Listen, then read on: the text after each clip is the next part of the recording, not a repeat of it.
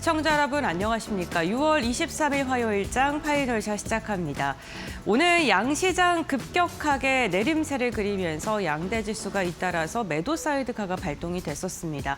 오후장 그 낙폭이 점점 더 깊어지고 있는 모양새인데요.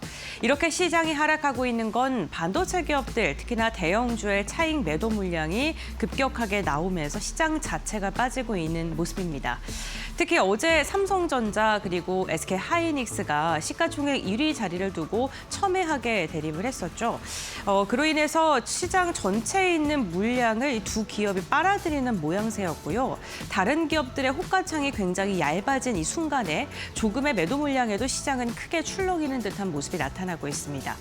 특히나 오늘 우리 시장에서 이탈하고 있는 건 외국인과 기관이 매도세인데 한 6조가량 유가증권 시장에서 출회를 하고 있고요.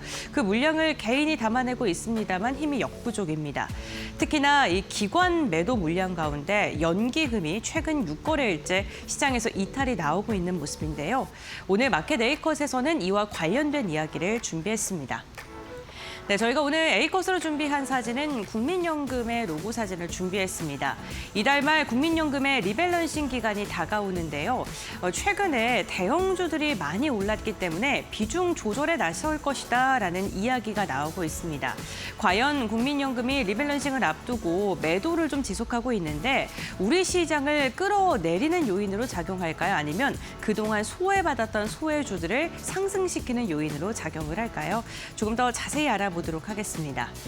국민연금은 자산별로 목표 비중을 정해놓고요. 그 목표 비중에 달성하면은 월 말에 리밸런싱에 들어갑니다. 포트폴리오를 관리하는데요. 주식 비중이 당연히 높아지게 된다면 주식 비중을 일부 매도하고 다른 비중을 좀 실는 이렇게 조정을 하겠죠. 그런데 1월에 기금운용위에서 6월 말까지 리밸런싱을 한시 유예하겠다라고 이야기를 했고요. 이제 6월 말이 얼마 남지 않았습니다. 지난달 말에는 국내 주식에 대한 목표 비중을 14.9%에서 20.8%를 상향 조정하면서 국민연금이 앞으로 돈이 더 들어오겠다라는 기대감이 커졌었죠. 여기에다가 전략적 자산 배분의 허용 범위를 확대하면서 최대 플러스 마이너스 8%포인트로 탄력적으로 운영하겠다라고 이야기를 했는데요. 국내 주식에 대한 상승 기대감 속에 국민연금이 국내 주식을 매수한다면 최대 상단이 28.8%까지 확대가 됐습니다. 비중이 커졌다는 건 굉장히 긍정적이고 메이저 수급이 하단을 받쳐준다는 건 시장에는 긍정적인 해석으로 들어갈 수 있습니다만 중요한 건 최근에 코스피가 지속적으로 상승했다는 겁니다. 코스피가 9,100포인트를 돌파하면서 국내 주식 비중이 30%대로 진입했을 것이다라는 그런 분석들이 나오고 있고요. 그렇다면 국민연금은 이 최대 비중까지 맞추기 위해서도 갖고 있는 비중을 조금 처분을 해야 되는 겁니다. 6월 말 유예 종료를 앞두고 비중 조정을 나설 것이다. 매도의 압력이 더 커질 것이다라는 이야기가 나오고 있는 이유이기도 하죠. 시장 일각에서는 앞으로 최대 60조까지도 매도를 할 가능성이 있다라고 예상을 하고 있고요. 하지만 그나마 다행스러운 건 매물을 폭탄 형태로 한 번에 많이 던지는 것보다는 하루에 집행 규모가 정해져 있기 때문에 그 규모만큼만 매도를 할 것이고 장기적으로 분산 매도를 할 것이다라고 전망을 하고 있습니다. 하지만 최근에 국내 시장 환율의 부담감 속에서 외국인의 이탈이 지속적으로 나오고 있는 만큼 국민연금까지 줄매도가 나타난다면 수급적인 측면에서는 공백 형상이 나타날 수밖에 없고요. 그렇게 됐을 때 개인의 수급 부담은 더 커질 수 있게 되겠죠.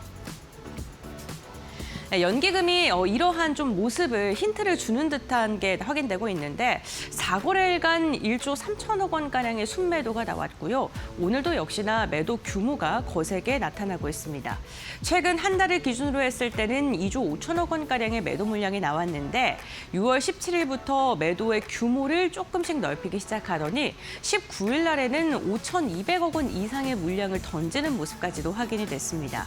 또한 전거래일에도 1,800원까지 원가량의 순매도세가 나오면서 이 4거래일 동안 1조 2천억 원가량의 매도가 좀 집계가 됐는데요. 한 달 가운데 이 4일 동안 절반가량을 매도했다는 것도 부담스럽습니다.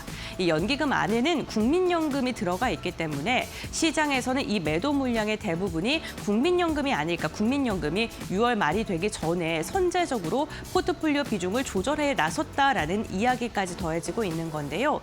과연 국민연금이 지금 지속적으로 비중을 축소하고 있는지는 6월 말쯤 확인이 될 것으로 보입니다. 그렇다면 연기금은 과연 어떤 종목을 샀고 어떤 종목을 팔았을까요? 우선 순매도 상위 종목을 보겠습니다. 한 달간 연기금이 매도한 종목들인데요. 삼성전기와 LG이노텍과 같이 그동안 많이 상승했던 기판 종목들에 대한 매도가 나왔고요. 여기에다가 SK하이닉스와 함께 그 상승에 대한 기대감이 있었던 지주사, SK스퀘어 그리고 두산, 지주사들도 조금 매도한 것으로 확인되고 있습니다.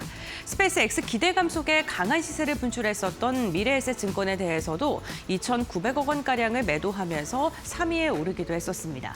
그러니까 그동안 많이 올랐던 기판주, 지주사주, 그리고 스페이스X의 테마를 안고 있는 기업, 대형주들을 좀 덜어낸 것으로 확인되고 있고요. 순매수 상위 종목을 보니까 최근에 금융주들의 분위기가 그다지 좋지 않은데요. 신한지주를 가장 5번째로 많이 매수한 것으로 확인됐고 삼성생명도 1,100억 원, 그리고 SK하이닉스를 무려 4,300억 원 가량 매수하면서 SK스퀘어를 매도한 것과는 다른 포지션을 선택했습니다. 여기에다가 이제는 미국에 대한 기대감이 있는 현대차 그룹 가운데 하나인 현대모비스도 담아냈고요.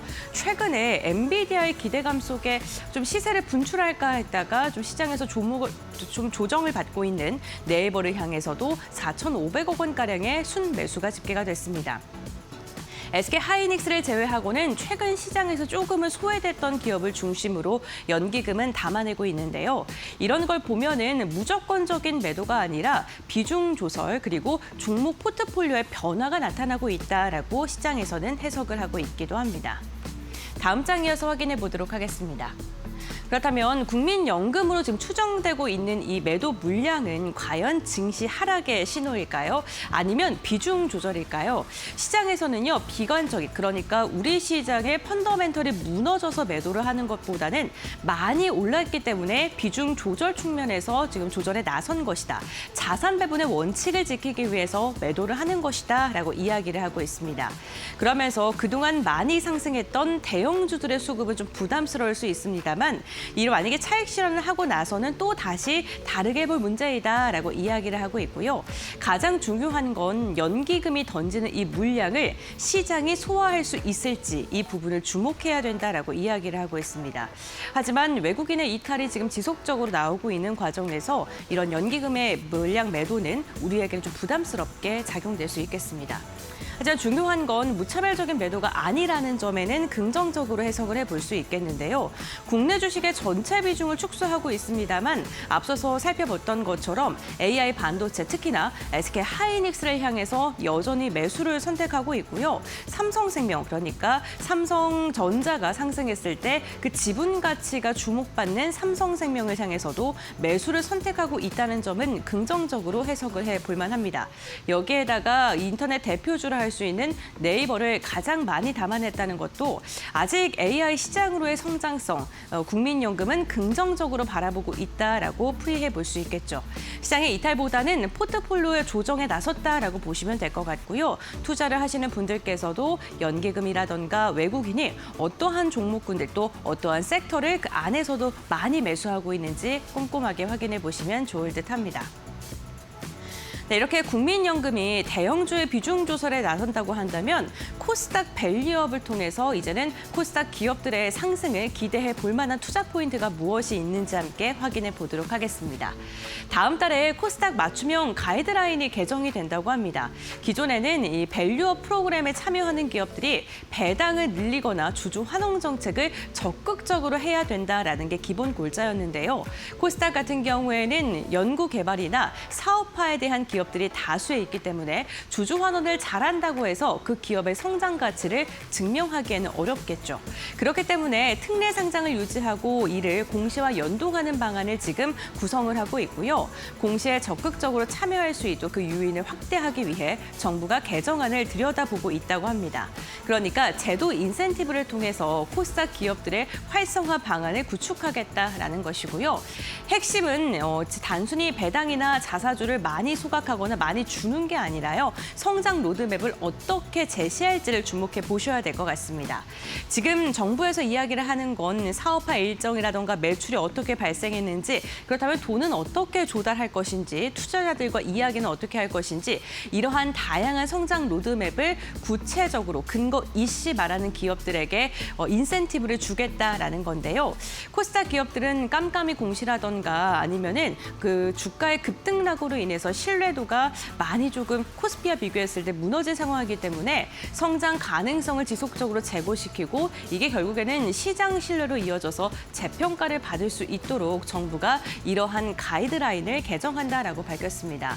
올해 상반기 대형주 특히나 반도체 투톱으로 수급 쏠림 현상이 지속되면서 상대적으로 포모 현상이 있으신 분들, 소외감을 느끼신 분들도 참 많으셨을 것 같습니다. 국민연금의 리밸런싱과 그리고 코스닥의 밸류업 프로그램이 개정이 된다면 이제는 중소형 개별주들로의 수급이 이동되지 않을까라는 기대감도 드는데요. 그동안 많이 좀 기다렸던 만큼 수익 실현도 잘 해보시길 바랍니다.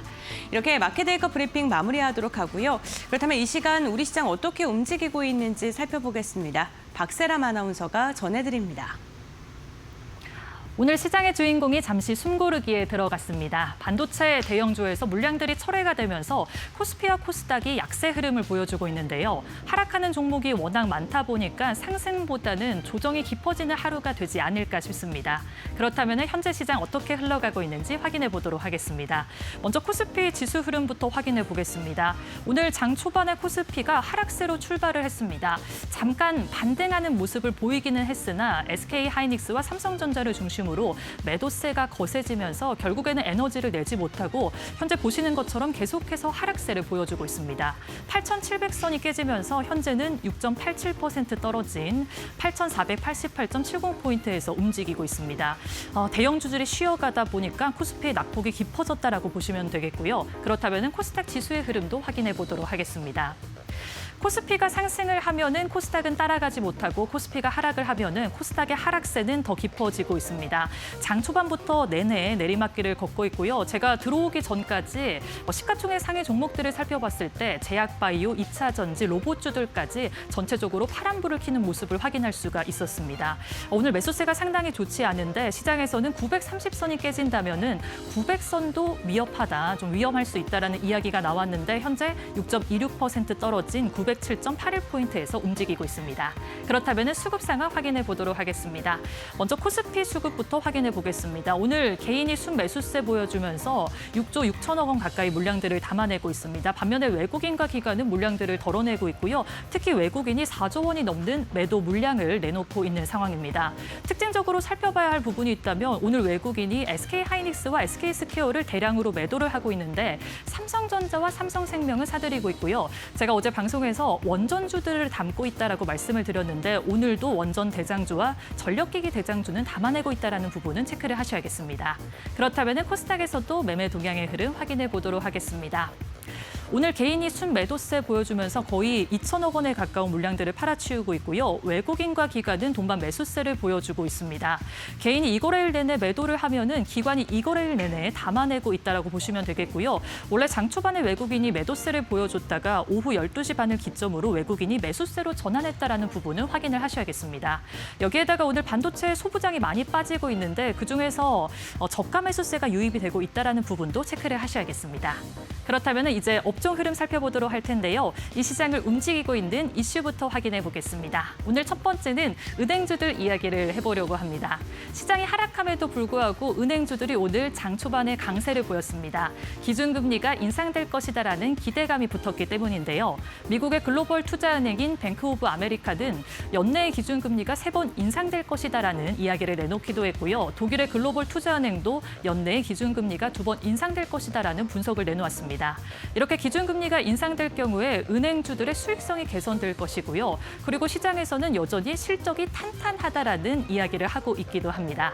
또 배당이 좀 확대되고 또 주주 환원 정책에 대한 기대감까지 붙고 있기 때문에 하반기에는 은행주들이 상승 랠리를 보여줄 수 있을지 기대해 보셔도 좋을 것 같은데요. 관련주들의 흐름 확인해 보도록 하겠습니다. 오늘 제주은행이 장 초반에 10%가 넘는 급등세를 보여주다가 현재는 0.99% 소폭 상승세 보여주고 있고요. JB금융지주와 BNK 금융지주 외국인들의 매수세가 들어왔는데 현재는 0.20%, 0.53% 약하게 하락세 보여주고 있습니다. 다만 시장에서는 실적 모멘텀이 탄탄하다라고 평가하고 있다는 부분 확인하셔야 되겠고요. 기업은행도 현재 0.85% 약하게 밀리고 있고요. KB금융도 1.21% 하락세 보여주고 있습니다. 그렇다면 그 다음 이슈 확인해 보도록 하겠습니다. 제약바이오 이야기를 해보도록 하겠습니다. 오늘 제약바이오주들이 전체적으로 하락세를 보이고 있지만 선별적으로 상승하는 종목도 발견이 되고 있습니다. 먼저 세계 최대 바이오 전시회인 이 바이오 USA가 개막을 했는데요. 이번에는 특별하게 코리아 라이징 세션이 특별하게 마련된 만큼 이 K바이오에 대한 위상이 높아졌다라는 것을 확인할 수가 있었습니다. 국내 기업과 과연 글로벌 파트너십을 어떻게 맺을지 시장은 주목을 하고 있고요. 또 하반기에는 다양한 이벤트들이 예정이 되어 있습니다. 기술 수출도 있는데 항암 치료제와 비만 치료제 관련해서 임상 결과도 나오는 만큼 하반기에 제약바이오단에서 옥석 가리기를 잘해야 된다라는 부분 참고를 하셔야겠습니다. 그렇다면 관련주들의 흐름도 확인해 보도록 하겠습니다. 현재 한올바이오파마와 JW신약 이 탈모 치료제 관련주들도 잘 움직이면서 한올바이오파마는 1.72%, JW신약은 18.50%의 상승세 보여주고 있고요. 휴로셀도 7.30% 빨간 기둥을 세우고 있습니다. 또 기술 이전에 대한 성과를 잘 쌓고 있는 리가켄바이오도 3.06% 상승세 보여주고 있고요. 리투오의 폭발적인 매출로 인해서 이 성장세에 대한 기대감이 붙고 있는 LNC바이오도 0.45% 소폭이나마 상승세 보여주고 있습니다. 지금까지 시장 흐름 살펴봤고요. 이어서 종목 파인더 함께 해보시죠. 네, 양시장 낙폭이 거대하게 또 나타나고 있는 화요일장입니다. 오늘도 이 종목별 이슈들 자세히 살펴보시고요. 투자 전략 함께 정비해 보도록 하겠습니다. 오늘의 종목 파인더 지금 바로 시작해 보겠습니다. 오늘도 첫 번째 이슈로는 전선업계 이야기를 해보도록 하겠습니다. 양시장의 매도 사이드카가 발동이 되면서 특히 코스피 쪽으로는 외국인의 매도 물량이 강하게 쏟아지고 있습니다. 투심이 급격하게 위축되는 분위기고요. 코스닥 쪽으로는 이제 900선을 또 위협받고 있는 상황입니다. 대부분의 업종 지수도 파란불을 켜고 있는 가운데 그 안에서 선방하고 있는 일부 전선주들의 흐름에 시장이 주목하고 있습니다. 반도체 업종에서 전선, 전력이나 은행 쪽으로 오늘 수급이 좀 분산되는 그런 분위기인데요. 국내 전선 업계의 경우에는요, 사상 최대 수준의 수주 잔고를 쌓고 있다는 소식에 매수세가 몰리고 있습니다. 사상 최대 수주 잔고 행진을 이어가고 있는 건데요. 이 전선 업계의 경우에는 글로벌 인공지능 데이터 센터의 건설 수요 등으로 인해서 수주 증가세가 지속되고 있고요. 업계에 따르면 지난해 올해 기준으로 1분기 말 기준으로 봤을 때 3사, LS전선과 대한전선, 가온전선의 총 수주 잔고가 11조 6,187억 원을 기록했습니다. 전년 말 대비했을 때 7.3%나 증가한 수준인데요. 사상 최대치를 계속해서 써나가고 있다는 분석입니다. 이렇게 전선주들의 실적 그리고 수주 잔고가 계속 늘어나고 있기 때문에 메리츠증권에서도 LS전선의 성장 속도에 주목을 했는데요. 예상보다 빠른 LS전선의 성장 속도에 주목해야 한다라면서 LS 지주사의 2분기 실적 프리뷰 리포트를 제시했습니다. 이번 2분기 LS 실적의 하이라이트가 바로 LS전선이 될 것이라는 분석입니다. LS의 경우에는 연결 영업이익이 4,317억 원대 기록을 하면서 컨센서스를 5.2% 상회할 것으로 바라보고 있는데요. 이는 전년 동기 대비 83%나 증가하는 수준입니다. LS전선이 지난 1분기와 마찬가지로 기여도가 또 클 것으로 보이는데 LS전선만 떼어놓고 봤을 때 연결 영업이익이 1,251억 원 기록을 할 것으로 예상이 되고 있습니다. 이는 또 전년 동기 대비 51%나 증가한 수준이고요. 이로 인해서 LS전선은 분기 기준으로 역대 최고 실적을 갈아치울 것으로 예상되고 있습니다. 1분기에 이어서 LS 전선의 경우에는요, 초고압 케이블, 해저와 지중해 호조가 계속될 것으로 예상이 되는데 특히나 데이터 센터 전용의 버스덕트의 성장세에 주목해 볼 만합니다. 이 부가가치가 높은 고마진 사업이기 때문에 앞으로 실적의 기여도가 높을 것이라는 긍정적인 전망을 제시하고 있는 상황입니다. 오늘 전선업종 분위기 함께 체크해 보시죠. 대원전선 그리고 대원전선 우선주까지 오늘 장에서 단연 돋보이는 시세를 보이고 있습니다. 장 후반으로 갈수록 낙폭이 점점 더 심화되고 있는데 그 안에서 국건이 빨간불 켜고 있고요. 대원전선의 경우에는 현재 구간 5%대 시세 유지하고 있습니다. 장중에 그래도 만원선은 지켜주려는 모습 확인되고 있습니다. KBI 메탈도 1에서 2%대 강세로 급락장에서 선방하고 있고요. 가온전선의 경우에도 장중에 등락이 좀 있긴 했지만 현재 구간 강보합권 흐름 유지해주고 있습니다. 키스트론이 하락 전환하는 모습, 산일전기도 1%대 약세지만 시장 대비 양호한 흐름 이어가고 있습니다. 전선 전력 쪽 분위기 살펴보셨고요. 오늘 또 눈에 띄고 있는 업종이 바로 이 은행주입니다. 지난 주간으로 봤을 때 은행주가 0.2% 하락하면서 낙폭이 좀 제한적이었는데 코스피의 상승률이 같은 기간 11.4%였습니다. 코스피의 상승률에서는 크게 밑도는 수준인데 반도체 쪽으로 수급이 집중됐기 때문이죠.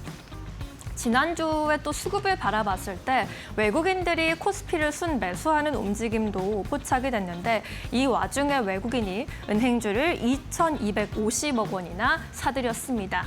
이런 점에 착안을 해서요. 하나증권에서는 은행주의 투자 포인트로 외국인 투자자들의 수급이 돌아오고 있다라는 점을 첫 번째로 꼽았습니다. 국내에서 외국인들이 은행주를 순매수로 전환했다라는 점을 강조했고요. 또 우리나라 그리고 미국 글로벌리 금리 상승에 대한 이야기가 계속 나타나고 있죠. 금리 인상에 대한 압박이 점점 더 거세지고 있기 때문에 이에 따라서 수혜를 볼 수 있는 가장 큰 수혜를 볼 수 있는 업종이 바로 은행주라는 이야기입니다. 순이자 마진, 님 개선 기대감까지 투자 포인트로 꼽히고 있고요. 마지막으로 이렇게 실적이 개선되게 된다면 안정적인 배당 수익률 그리고 적극적인 주주 환원 정책까지 탄력을 받을 것으로 보고 있습니다. 이에 따라서 하나증권에서는요, 단기적으로 주가 소외폭이 더 컸었던 중소형 은행들의 PBR에 갭매우기가 나타날 가능성이 높다라고 또 보고 있고요. 이러한 맥락 속에서 주간 선호 종목으로 IM금융 그리고 BNK금융을 꼽았습니다. 올해 예상 PBR이 각각 0.41배, 0.48배 수준으로 은행 업종의 평균에 크게 밑돌고 있다라는 분석이고요. 대손 비용이 전반적으로 안정화되면서 이번 2분기에 기대치를 웃도는 실적을 기록할 것으로 보고 있습니다. 밸류에이션이 워낙 낮아져 있기 때문에 가격 매력이 부각될 것이라는 전망 속에 오늘 이러한 주간 선호주까지 제시를 했는데 아무래도 시장이 전반적으로 좀 조정을 많이 받고 있기 때문에 오후장 탄력은 좀 떨어지고 있습니다. 함께 체크해 보시죠. 네, 제주은행은 현재 3%대 오름세만을 유지하고 있고요. 신한지주, JB금융지주의 오름세 확인되고 있습니다. 반면에 우리금융지주, BNK금융지주는 약보합권 흐름 나타나고 있는 상황입니다. 네, 은행주 체크해 보셨고요. 마지막으로 또 반도체주 이야기 좀 해보고 가겠습니다. 오늘 SK하이닉스가 정규장 시작 전에 장전 거래에서 사상 최초로 또 300만 원 돌파하기도 했는데 다만 정규장 안에서는 그간의 급등에 따른 차익 실현 매물이 나오면서 강한 조정을 받고 있습니다. 결국에는 이제 시총 1위에 오른 지 하루 만에 삼성전자에게 1위 자리를 내주는 모습도 보였는데요. 이렇게 치열하게 시가총액 1위 주도권 다툼이 나타나면서 당분간에는 수급 변동성이 확대될 것으로 예상하는 분석도 나옵니다. 양사의 시총이 계속해서 이렇게 뒤집히는 배경에는 SK하이닉스의 미국 ADR 추진에 대한 상장 기대감이 있는데요. 앞으로의 일정을 좀 보시면 6월 말에 SEC 상장 신청이 승인될 것으로 예상이 되고요. 7월에서 8월께 상장 그리고 거래가 나타나지 않을까라는 예상이 힘을 받고 있습니다. 지난 3월에 이제 주주총회에서 이 ADR 상장을 계기로 순현금 100조 이상을 확보할 것이라는 계획을 보도하기도 했고요. 지난 12월 작년에부터 ADR 상장 검토 공시가 나오면서 기대감을 이렇게 7개월 가까이 쌓아오고 있는 상황입니다. 이러한 가운데 그래도 우선주를 포함하면요, 여전히 삼성전자의 이 왕좌 1위의 벽은 굉장히 높습니다. 삼성전자 보통주와 우선주의 시가총액을 합치면 2,252조 원 수준이기 때문에 여전히 삼성전자가 100조 원 이상 시총이 큰 상황이고요. 삼성전자에 대한 목표 주가도 계속해서 높아지고 있습니다. 최고로 대신증권에서 56만 원까지도 또 바라보고 있는 상황이기 때문에 앞으로도 시총 1위에 대한 어떤 다툼이 있을지는 계속해서 관전 포인트로 보셔야 할 것 같습니다. 함께 반도체주 분위기 체크해 보시죠. 네, 오늘은 줄줄이 약세에 삼성전자가 8% 가까운 내림세 그리고 있고요. SK하이닉스도 10% 이상 급락입니다. 오늘 또 코스닥 종목들 그동안 많이 오른 종목들 위주로 차익 실현 강하게 나오고 있고요. 파도는 22%까지 낙폭 키우고 있는 모습도 확인되고 있습니다. 네, 이슈가 있는 종목들 위주로 먼저 살펴보셨고요. 오늘 시장에서 놓치지 말아야 할 종목들 전문가와 함께 체크해 보시죠. 레몬 리서치 김민수 대표 모셨습니다. 어서 오세요. 네, 오늘 시장 또 녹록치가 않은 상황인데요. 다양한 종목들이 또 하락하고 있습니다. 보혜양조의 경우에는 반도체의 공장의 유치로 인해서 수혜 입을 것이라는 기대감에 가파른 상승이 있었는데 또 이에 따라 투자 경고 종목으로 지정되어 있는 상황이고요. 이 밖에도 다양한 종목들이 하락하고 있습니다. 이 안에서 오늘 첫 번째 특징주 바로 열어볼게요.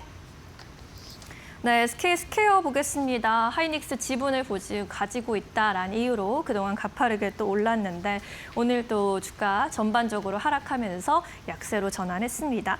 좀 숨고르기가 나타나고 있는데 주가 분위기 어떻게 보고 계실까요?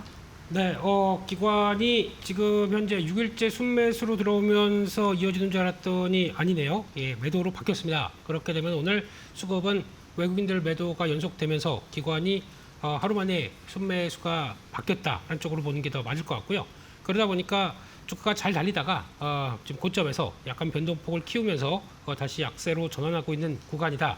그렇게 봐야 될 것 같습니다.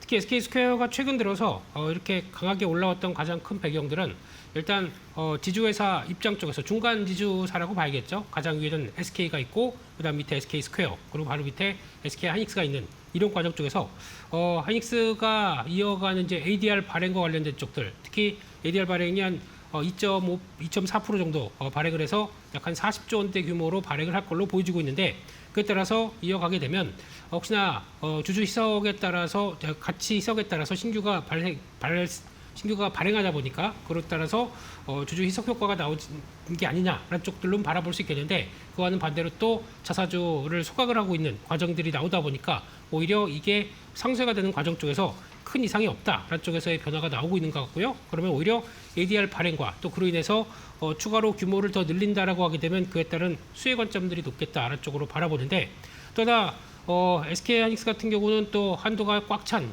기관이 오히려 대체적으로 또 좀 스퀘어를 매수한다라는 쪽에서 좀 더 탄력을 받았던 측면들이 있다고 봐야 될 것 같고요. 게다가 또 자사주 매입의 기대감, 한번 SK하이닉스가 한 100조 원대 자사주 매입을 할 수 있겠다라는 쪽에 단독 보도가 나오면서 그에 따른 또 반응도 나오게 되면 자사주 매입과 함께 변화가 나올 수 있는 부분들도 어떻게 보면 매입 소각으로 이어진다. 그러면 또 갖고 있는 가치들은 더 부각을 받을 수가 있기 때문에 그에 따른 스퀘어의 강세가 좀 눈에 띄었다라고 바라보고 있는데요. 특히 그에 따라서 지금 증권지주사 입장 쪽으로 본다고 하더라도 하이닉스 외에도 뭐 ICT 관련된 자회사들이 몇 개가 있습니다. 11번가 뭐 T맵 모빌리티, 웨이브 같은 쪽들의 지분을 갖고 있다고 하더라도 거의 대부분은 이제 SK하이닉스의 지분이 20% 갖고 있는 게 가장 중요한 역할을 차지한다고 봐야 될 것 같고요. 특히 그 NAV라고 하는 할인율, 특히 이제 순자산 가치라고 봐야 되겠죠. 특히 지주회사 같은 어떤 모기업이 자회사를 갖고 있는 사업 쪽에서 거기서 관련된 부채와 그리고 또 관련된 여러 가지 나머지 분들을 뺀 다음에 순수한 자산과 관련된 쪽의 가치들을 비교를 할 때 많이 쓰는 게 NAV라고 보는데 이 할인율이 지금까지는 50%까지 축소가 됐었다가 이렇게 되면 안 되겠다. 좀 더 SK하이닉스의 가치를 좀 더 끌어올리겠다라고 하게 되면 관련된 쪽에서 직접적인 어떤 자사주 매입과 소각 관련된 쪽들을 스퀘어가 자체적으로 할 수도 있고요.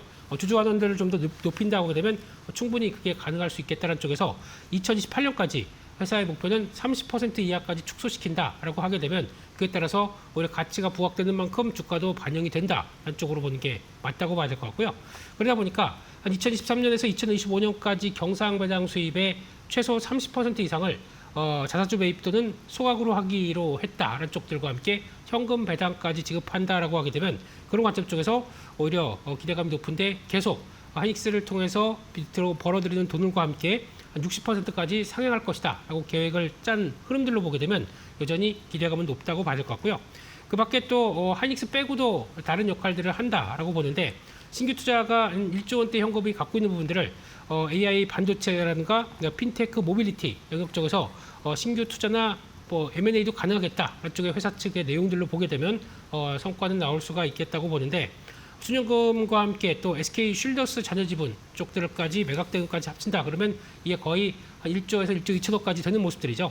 이를 통해서 재원을 확보해서 주주가치 환원 또는 이런 사업 확장 쪽으로 이어간다라고 하게 되면 기대감이 높아질 수 있다는 부분들도 거의 주가에는 반영이 될 수 있겠다 그렇게 바라보고 있습니다.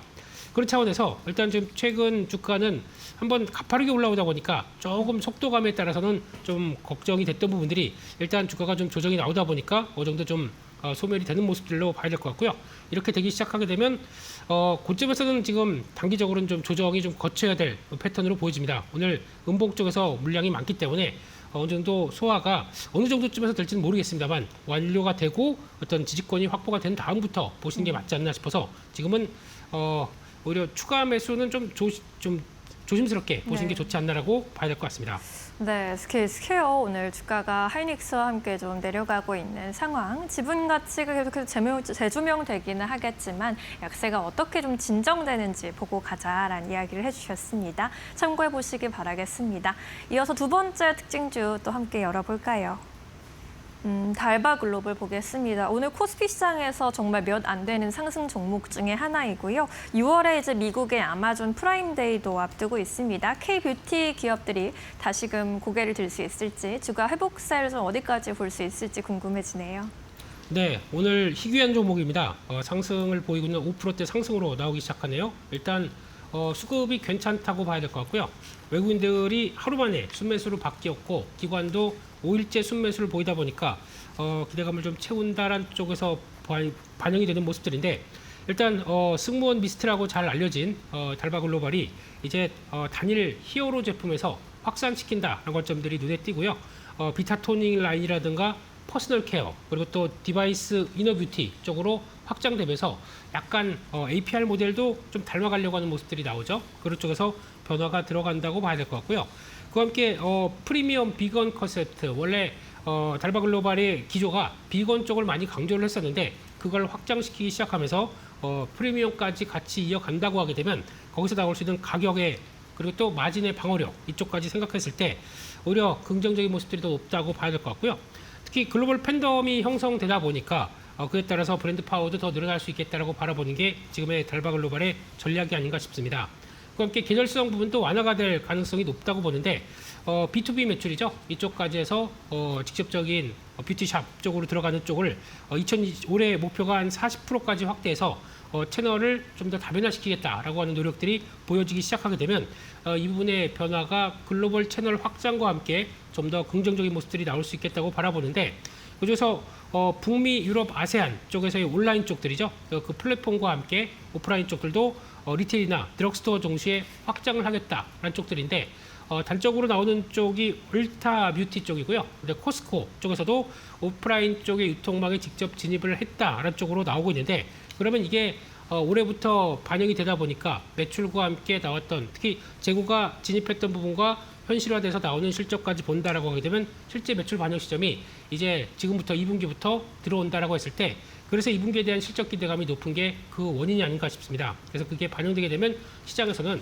또 다르시 좀 밸류를 더 줘야 되는 게 아닐까라는 쪽으로 바라보고 있기 때문에 그 점도 한번 눈여겨봐야 될 것 같고요. 네. 또 하나 이제 러시아나 기타 신흥시장 쪽에서도 고성장을 이어가고 있습니다. 그러다 보니까 희소한 고성장을 이어가는 인디 브랜드다라는 쪽에서 시장이 좀 더 갖춰가고 있는 관심이 높아지고 있는 그런 쪽으로 바라보고 있는데 올해 매출이 7,800억대, 그래서 한 130% 증가할 걸로 예상을 하고 있고요. 영업이익이 780억대, 약 한 91% 증가하는 등 본격적인 실적 확장 국면이 나온다라고 하게 되면 그에 따른 기대감이 높다고 봐야 될 것 같은데요. 그렇게 되면 지금 현재 시총이 약 한 2조 6천억대 정도쯤 되다 보니까 올해 나올 영업이익 대비해서는 그렇게 완전히 뭐 비싼 쪽은 아닐 수 있다라는 쪽들, 특히 화장품의 밸류치고는 비싸지 않다라고 할 수 있는 쪽들, 이게 지금 시장에서 반영이 된다고 봐야 될 것 같은데요. 그런 측면이라고 하게 되면 지금은 일단 19만 원대 부분은 강한 지지권이기 때문에 다시 한번 레벨업 되는 과정으로 본다 그러면 적어도 지난번 박스권의 상단부 쪽인 약 한 23만 원대 부분 정도까지 시도가 들어오지 않을까 라는 관점으로 보면서 흐름들을 보셨으면 좋겠습니다. 네, 달바 글로벌 함께 살펴봤습니다. 오늘 시장에서 유일하게 상승불 켜고 있는데 앞으로의 대응 전략 함께 세워봤습니다. 오늘 지금 코스피와 코스닥의 낙폭이 이제 장 후반으로 갈수록 더 심각해지고 있습니다.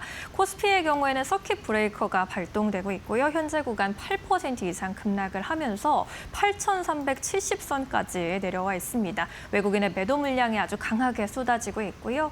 코스닥의 경우에도 6.9% 급락세 900선을 위협받고 있는 상황입니다.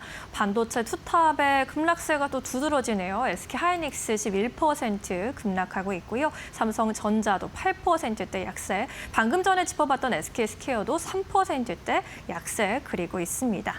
이렇게 시장이 아주 어렵게 흘러가고 있는데 이 안에서 또 어떤 종목의 매수 기회를 좀 볼 수 있을까요? 포착해 주신 종목 바로 찾아볼게요. 네, 또 하루 만에 시장의 흐름들이 어렵다 보니까 그래도 LS라는 종목은 또 눈여겨봐야 되지 않을까 생각이 되고 있고요. 네. 지금 주가는 또 다시 한 7%대 하락세를 보이는데 그래도 실적 발표와 함께 변화들은 여전히 긍정적이다라고 바라보고 있고요. 첫 번째로 글로벌 전력 인프라 사이클 쪽에서 전기동과 전선 전력기기까지 이어지는 수직 계열화가 충분히 이어가고 있다고 봐야 될 것 같고요.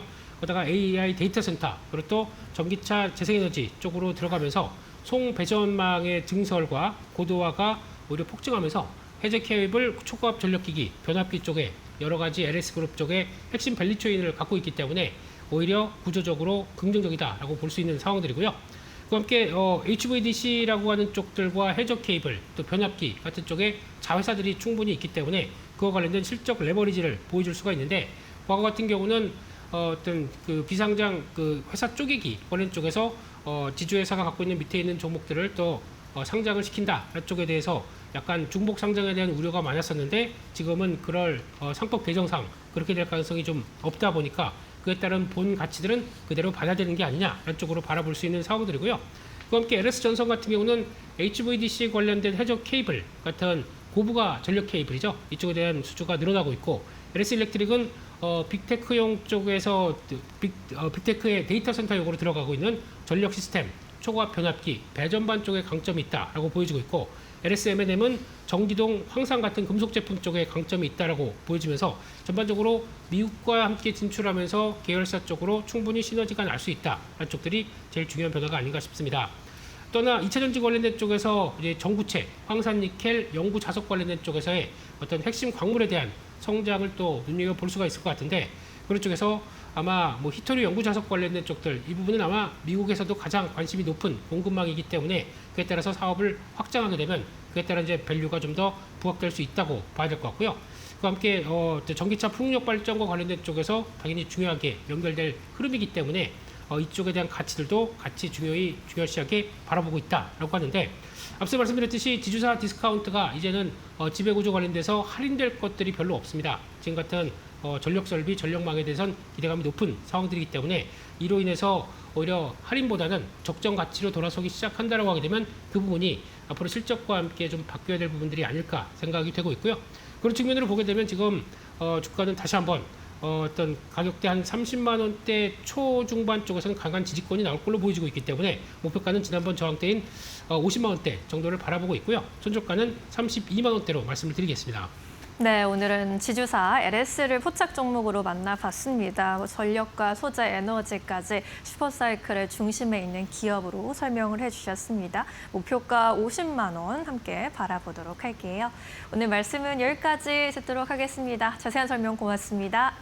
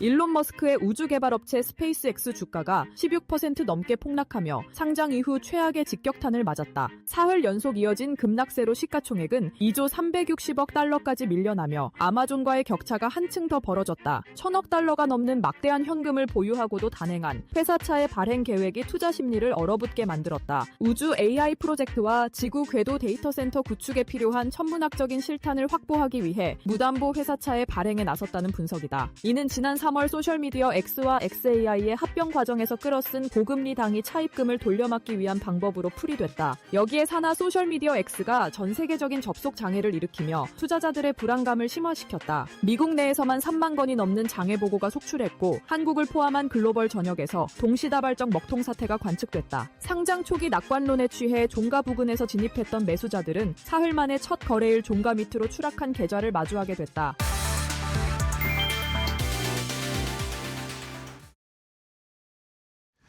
자, 섹터 대 섹터로 이어가겠습니다. 오늘 시장 시장이 마지막으로 갈수록 점점 힘들어지고 있는데요.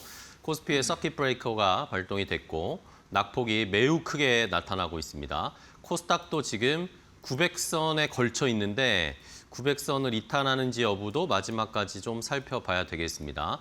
자, 지금 미국에서 금리 인상에 대한 이야기들 계속 나오고 있고 전쟁이 약간은 일단락되는 양상, 유가가 떨어지긴 하는데 이런 게 시장에 전혀 반영이 안 되고 있고요. 미국에서도 AI 투자에 대한 과잉 투자, 이걸 가서 지속할 수 있을 것인가에 대한 의구심들이 나오면서 스페이스X, 알파벳, 메타 이런 종목이 간밤에 다 폭락을 했습니다. 마이크론 테크놀로지나 반도체는 미국에서 괜찮았는데 우리는 이걸 또 속절없이 방어를 할 수 없이 크게 떨어지고 있는 상황인데요. 자, 섹터 대 섹터로 시장의 분위기 알아보고 대응 방법까지 함께 연구해 보도록 하겠습니다. 자, 오늘 이데일리 TV 박근호 전문위원과 함께 하겠습니다. 위원님 안녕하세요. 안녕하십니까. 네, 반갑습니다. 자, 위원님과 좀 어려운 시장인데 오늘 시장에서 그래도 좀 선방하는 섹터 그리고 또 많이 좀 하락하는 섹터들을 보면서 기회 좀 엿보도록 하겠습니다. 첫 번째 섹터 대 섹터 바로 공개합니다. 자, 첫 번째 그나마 좀 선전하는 섹터는 전선주가 그래도 빨간불을 켜고 있습니다. 사실 오늘 지금 오후장 들면서 낙폭이 깊어지면서 대부분의 종목들이 다 파란색으로 전환이 됐습니다. 거의 다 대부분 파란색 하락을 나타내고 있는 상황인데 그나마 전선주가 선방을 하고 있고요. 반면에 다 떨어지지만 기판주들도 오늘은 영 좋지가 않습니다. LG이노텍, 심텍 그동안 기판주들에 대한 기판도 쇼티지 난다 이런 이야기들로 많이 올라왔었는데 오늘 속절없이 떨어지고 있네요. 자, 일단은 선방하는 전선 섹터 전선주들은 오늘 그나마 좀 힘을 내주는데 어떤 모멘텀들이 있을까요? 네, 일단 전선주인데 오늘 장 초반에, 그러니까 오전장에서 전선주들 중에서 특히 좀 시장에서 어떤 상승률이 두드러졌던 전선주들은 이제 광통신, 광케이블 만드는 기업들이 네. 좀 상승세가 좀 두드러졌었죠. 지금 대부분 좀 밀리고 있긴 합니다만은, 그럼 좀 우리나라 시장 기준으로 장 초반에 광통신 케이블을 만드는 기업들이 왜 이제 올랐냐 하면 밤사이에 이제 미국 시장에서 이 광통신 관련주들이 주가가 상당히 좋았어요. 이제 미국 쪽 주가 그렇게 좋지 않았습니다만은 이 광통신, 광케이블 관련된 기업들, 이제 코이트론이나 루멘텀 이런 기업들이 거의 뭐 9%, 10% 이 정도 상승세를 보여줬기 때문에 그거에 대한 영향으로 우리나라 시장 장 초반에 광케이블, 광통신 관련주들 나름대로 좀 상당히 부각되는 상승률을 보여주긴 했었습니다만은 시장이 좀 야속하게 좀 받쳐주지 못하고 있는 상황이죠.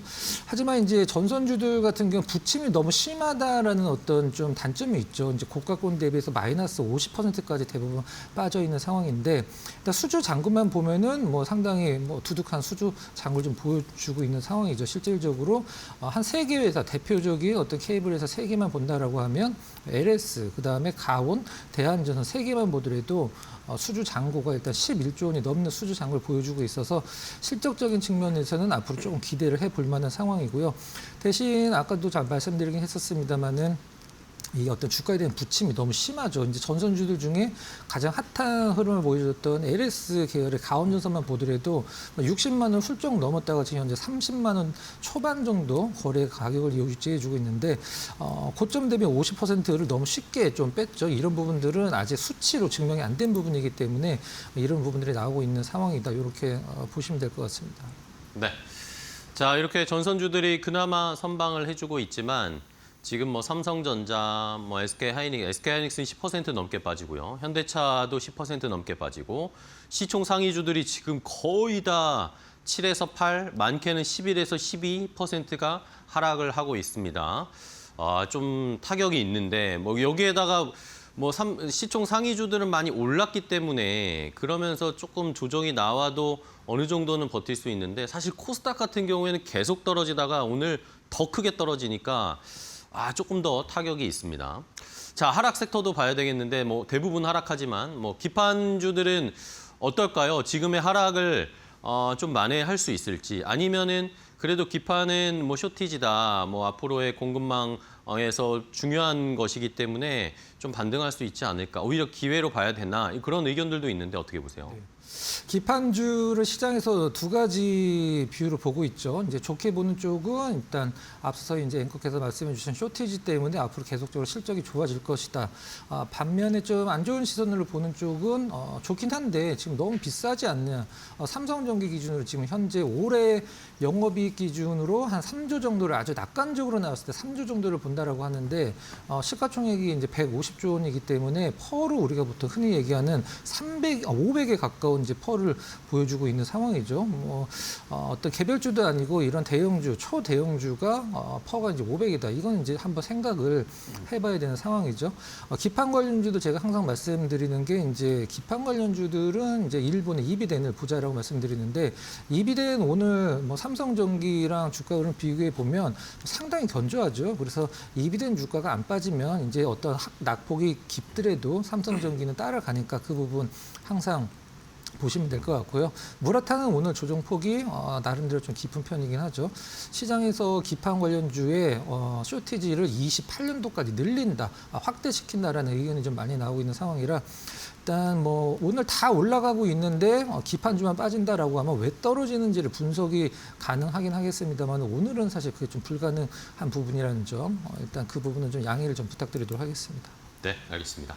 자, 오늘 뭐 하락하는 종목이 대부분이기 때문에 뭐 시장이 지금 전체적으로 다 같이 슬라이드 하는 것처럼 계속 내려가는 상황이어서 참 가늠하기가 쉽지는 않습니다.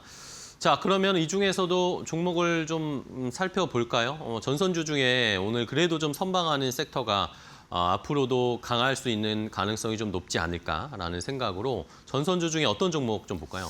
오늘 오전장에서 그래도 가장 좀 핫한 흐름을 보여줬던 광케이블도 생산을 하고 있는 대원전선을 한번 좀 보도록 대원전선? 하겠습니다. 네. 대원전선 2만 원 넘었다가 뭐 거의 뭐 마이너스 50% 정도 기록을 하고 있는 상황인데요. 대원전선은 광케이블도 하지만 초고화 케이블 이제 두루두루 포트폴리오 상당히 많이 갖고 있는 기업이고 이제 데이터 센터에 굉장히 전력으로 좀 대응을 하고 있기 때문에 실적적인 측면에서 기대가 많은 기업이죠. 최근에 좀 약간 재미있는 부분, 재미있다라기보다 이제 대원전선 시장에서 어느 정도를 인정했는지 이걸 확인하는 듯한 뉴스가 하나 이슈가 있었죠. 유안타증권이 일단 대원전선에 전환사채를 500억을 베팅했다라는 소식이 있었는데 이걸 이제 총액 인수 형태로 이제 접근을 했죠. 총액 인수 형태는 어떤 거냐면 이제 대원전선에 500억의 CB를 발행을 했을 때 거기서 이제 시장에서 받아가지 않는 부분이 있으면 유안타증권이 다 책임을 지는 겁니다. 우리가 다 갖고 가겠다. 근데 500억을 유안타증권이 받았을 때 재미있는 부분은 500억을 받은 게 아니라 표면 이율도 0이고 일단은 만기 이율도 모두 0입니다. 만기가 29년도인데 그런 유안타증권은 어떤 대원전선의 CB를 이자를 안 받으면서 왜 500억을 베팅을 했냐. 이거는 답이 시장에서 정해져 있는 거죠. 바로 주식으로 전환을 했을 때 훨씬 더 이득이라고 생각을 했을 때 이자를 0으로 해놓고 우리는 이거를 주식 전환을 목표로 하겠다라고 했을 때 일단 이런 부분들이 가능한 거죠. 이런 부분들이 이제 시장에서 대원전선의 어떤 가치를 좀 미래를 조금 더 긍정적으로 보는 부분이죠. ESS나 이제 스마트 그리드용 이제 케이블 분야로 사업을 확장 시도하는 것은 지금 전선 관련주들의 공통된 부분이니까 정리를 하면 뭐 굉장히 핫한 흐름을 보여주는 게 전선주죠. 데이터 센터의 밸류 체인에 반드시 필요한 부분이고 그리고 유안타증권에서 어떤 전환사채 투자 관련돼서 뭐 이자를 0으로 받을 정도로 대원전선의 향후의 어떤 주가 흐름을 긍정적으로 보고 있다. 증권가에서는 이렇게 뭐 정리를 하면 될 것 같습니다. 네, 알겠습니다. 자, 대원전선을 한번 잘 분석을 해봤고요. 오히려 좀 기회를 노려보는 종목으로 오늘 시장에서 알아봤습니다. 자, 시장은 일단은 뭐 코스피는 여전히 뭐 서킷 브레이커 발동된 상황이고 코스닥은 903포인트 선까지 일단은 900선 유지를 계속 노력을 하고 있습니다. 놀라운 것은 외국인 기관이 엄청나게 지금 매도를 하는데 코스피에서 개인 투자자들이 지금까지 찍힌 건 9조 7천억을 매수하고 계십니다. 거의 10조를 지금 강하게 베팅하면서 매수를 하고 있는 상황이어서 수급 싸움도 계속 마지막까지 뭐 어디까지 이어지는지는 좀 살펴봐야 되겠고요. 자, 다음 두 번째 섹터 대 섹터도 보겠습니다. 오늘 선방하고 있는 섹터 첫 번째는 바로 은행주, 금융지주죠. 예, 그나마 선방을 해주고 있습니다. 신한지주가 빨간불 켜고 있고요. 나머지 뭐 KB금융이나 하나금융이나 의리금융은 조금 낙폭이 그나마 적은 상황이고요. 2차 전지 관련 주들은 뭐 다 같이 장 초반에는 그래도 좀 선방하는 모습이었는데 역시 시간이 갈수록 흘러내리면서 LG엔솔, 삼성 SDI 대표적인 셀업체들도 낙폭이 거의 크게 10% 가까이 나타나고 있습니다. 자, 일단은 선방하는 은행주들 오히려 뭐 주식의 화랑 때문에 은행주들이 안 좋을 거다라는 그런 생각도 있었는데 최근에 은행주들이 좋더라고요. 네, 한때 뭐 은행주들 머니 무브로 이제 다 증권 쪽으로 돈이 옮겨가서 걱정이다 이런 얘기를 한 적이 있었었는데 일단 은행주들 흐름이 오늘 장 초반 오전만 하더라도 사실 4대 금융지주들은 웬만한 기업들은 다 빨간불을 켰었거든요. 근데 신한지주 말씀해 주신 대로 신한지주 빼고는 지금 전부 다 소폭 어떤 약보합 정도까지 이제 떨어져 있는 상황인데 우리가 보통 뭐 은행주 그다음에 뭐 보험 뭐 이런 기업들 이제 업종군들 분석을 할 때 가장 많이 나오는 게 이제 금리죠. 금리가 움직일 때 뭐 어떻게 돼서 이제 수혜를 본다 이렇게 보통 얘기를 하고 있는데 지금 일단 금리는 지금 당장 뭐 인상이 되는 건 아니긴 합니다만 분위기는 근데 기준금리와 시중금리는 상당히 다르죠. 이제 금리의 인상과 금리의 상승이 다른 거인 것처럼 지금 시장의 금리는 어차피 상승 추세로 잡혀 있는 거고 시장에서 이제 그 금융주들의 가장 긍정적인 부분으로 보고 있는 것을 한번 말씀을 드리면 바로 이제 대출입니다. 대출. 은행에서는 이제 최고 고객이 예금을 맡기는 고객이 아니라 돈을 빌려가는 고객이 최고 고객이죠. 카드사 입장에서는 카드론을 받거나 연체를 하는 고객이 실질적으로 내부적으로는 가장 좋은 평가를 해주는 게 바로 연체 고객이죠. 일단 은행 입장에서 그럼 지금 우리나라 가계 대출 규모가 1,181조 원입니다. 1,181조 원. 우리나라 1년 예산의 거의 2배에 가까운 게 가계 대출 규모인데 이게 지금 어떤 부동산으로 분위기상 가는 건 아닌 건 여러분들도 다 알고 계시겠죠. 그럼 이 가계 대출이 지금 급격하게 불어나는 것은 아무래도 이제 뭐 주식 투자밖에 없을 것 같습니다. 이쪽으로 이제 가계 대출이 계속적으로 늘어나고 있기 때문에 이걸로 인해서 지금 은행의 실적이 좋아질 정도로 이제 가계 대출 규모가 너무 크게 증가를 하고 있는 상황이죠. 은행 1분기 때 대부분 실적 체크를 하셨을 때 이제 보유하고 계신 분들은 안도를 하셨을 실적이 다들 나왔죠. 굉장히 좋은 실적이었었는데 2분기 실적이 1분기 대비해서 은행 전체적으로 봤을 때 10%가 더 늘어난다고 합니다. 은행에서 실적이 전분기 대비해서 10%가 늘어난다는 것은 엄청난 거거든요. 그래서 컨센이 6조 8천억 정도, 은행 전체적으로 토탈을 봤을 때 컨센은 6조 8천억인데 추정치는 지금 7조 3천억이 나올 정도로 일단 2분기 실적은 걱정을 안 하셔도 되겠다. 이렇게 정리를 해보도록 하겠습니다. 네, 알겠습니다. 자, 은행주들이 오히려 또 수혜를 받고 있습니다. 금리 인상에 대한 기대라고 해야 될까요? 금리 인상에 대한 기조 이런 것들이 계속 펼쳐지고 있고 은행에서 대출을 받아서 주식 투자하는 사람들도 엄청나게 늘어나고 있다는 게 시장에서 또 은행주들을 좋게 평가해주고 있습니다. 서킷 브레이커는 일단 해제가 됐고요. 어떻게 코스피가 낙폭을 좀 만회하면서 끝낼 수 있을지는 끝까지 좀 지켜봐야 되겠습니다. 자, 다음 하락하는 섹터 2차 전지주들도 오늘 좀 낙폭이 크게 나오는데 2차 전지에 대한 2차 전지가 사실 실적이 되게 잘 나오는 업종은 아닌 상황이니까 이게 또 금리 인상이나 이런 것들 때문에 더 부담을 받게 될지 아니면은 실적 턴어라운드가 되면서 하반기에 조금 괜찮아질 거다라는 의견들도 있거든요. 위원님은 어느 쪽으로 보고 계세요? 네, 일단 2차 전지 너무 어렵습니다. 실질적으로 네. 이제 어떤 증권사의 2차 전지를 주로 이제 커버를 하는 애널리스트들도 의견도 상당히 엇갈릴 정도로 네. 누구는 상당히 좋다, 누구는 절대 건드리면 안 된다라는 표현을 쓸 정도로 많이 좀 엇갈린 게 2차 전지 섹터인데 2차 전지, 지금의 삼성전자 하이닉스를 안 갖고 있으면 오늘은 좀 약간 떨어지긴 합니다만은 삼성전자 하이닉스를 안 갖고 있으면 이제 어떤 지인들과 얘기를 못할 정도로 대부분이 갖고 계시죠. 근데 23년도에는 그게 바로 2차 전지에 해당했었죠. 2차 전지를 안 갖고 있으면 시장에서 이제 어떤 소외감, 포모를 느낄 정도로 2차 전지의 최고점을 만들었던 게 23년도인데 2차 전지가 과연 23년도에 영광을 되찾을 수 있을까? 올해 초만 하더라도 ESS다 이런 부분들이 이제 적용이 되면서 굉장히 분위기가 좋았었는데 다시 좀 내려왔죠. 저점까지 좀 내려온 상황인데 과거에 이제 22년도, 23년도에 2차 전지는 우리가 보통 이렇게 표현을 할 수 있을 것 같아요. 이제 성장을 하는 시기죠. 2차 전지가 길에서 이제 어떤 그 전기차도 굉장히 많이 늘어나고 있는 시기고 지금은 이제 성장이라기보다 이제 성숙기죠. 실질적으로는 이 부분이 가장 큰 차이라고 이제 보시면 될 것 같고 우리나라에서는 사실 전기차 캐즘이라는 단어를 쓰긴 합니다만은 진짜 전 세계적으로 제가 봤을 때 우리나라에서만 쓰는 단어긴 한데 일단 유럽 쪽은 전통적으로 전기차가 계속적으로 성장하고 있는 전통적인 지역이고 미국 쪽은 이제 보조금이나 여러 가지 측면에서 좀 불리한 측면이 좀 있긴 하죠. 일단 전기차를 봤을 때 배터리를 봤을 때 우리가 보통 소재를 볼 것이냐 아니면 셀을 볼 것이냐 이렇게 많이 얘기를 하는데 지금 시장은 이제 소재보다도 이제 셀 쪽, 그러니까 삼성 SDI, LG 엔솔, 그다음에 SK온 이런 쪽으로 좀 뷰가 좀 옮겨가는 포커스가 맞춰져 있는 쪽이 셀 쪽이에요. 그래서 일단은 미국 쪽에 생산 기지를 두고 있기 때문에. 미국 쪽에서 어떤 투자세 공제에 관련돼서 상당히 유리한 게 우리나라 이제 중국 기업들 대비해서 유리한 어떤 그 포지션을 갖고 있죠. 이것과 관련돼서 일단은 2차 전지가 지금 많이 다운돼 있습니다만은 과거처럼 올라갈 때 어떤 소재보다도 이제 셀 쪽으로 조금 관심을 가져줄 때가 아닌가 이렇게 좀 생각을 하고 있습니다. 네, 알겠습니다.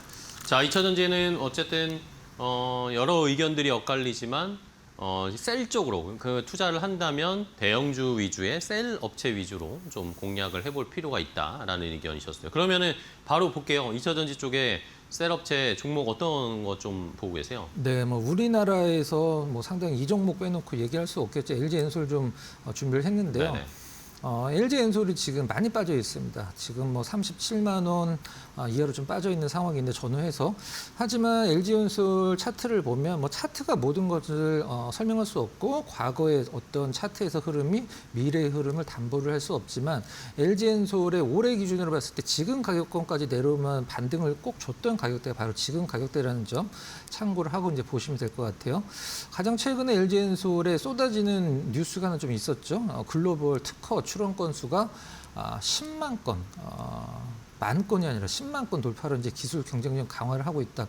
우리나라가 이제 중국이 원래 이제 CATA를 특허를 굉장히 많이 갖고 있는 기업으로 유명한데 우리가 반도체도 마찬가지고 장비도 마찬가지고 이 2차 전지는 특히 이 어떤 특허를 회피를 하기 위해서 실질적으로 기업들이 굉장히 어려움을 많이 겪고 있죠. 이 부분과 관련돼서 LG 에너지 솔루션이 그동안에 얼마나 많은 어떤 노력과 어떤 히스토리를 갖고 있는지 설명이 되는 부분이고요.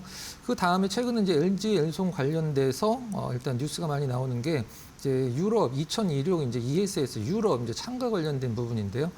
미국 쪽에서는 상당히 뭐 퍼포먼스가 좋고 사실 LG엔솔 같은 경우는 유럽 쪽에 유럽에 원래 본거지죠 실질적으로 뭐 헝가리라든가 이런 쪽이 LG엔솔의 공장이 상당히 많이 포진되어 있는 부분인데 이 이제 LG엔솔 같은 경우는 셀 생산서부터 이제 공급까지 유럽에서 일원화가 되어 있기 때문에 사실 전기차의 어떤 본거지라고 할 수 있는 건 미국보다도 유럽이죠. 이쪽에서 이제 모두 어떤 일원화된 부분들을 모두 해결 가능하다라는 점이 장점이라고 보시면 될 것 같고 데이터 센터 이제 BBU 배터리 백업 유닛이죠. 이것과 관련돼서 이제 어떤 기술을 이번에 2026년도 유럽 ESS의 행사에 참가를 해서 어떤 기술을 과시를 한다라고 이제 LG엔솔 좀 밝히고 있는 상황입니다.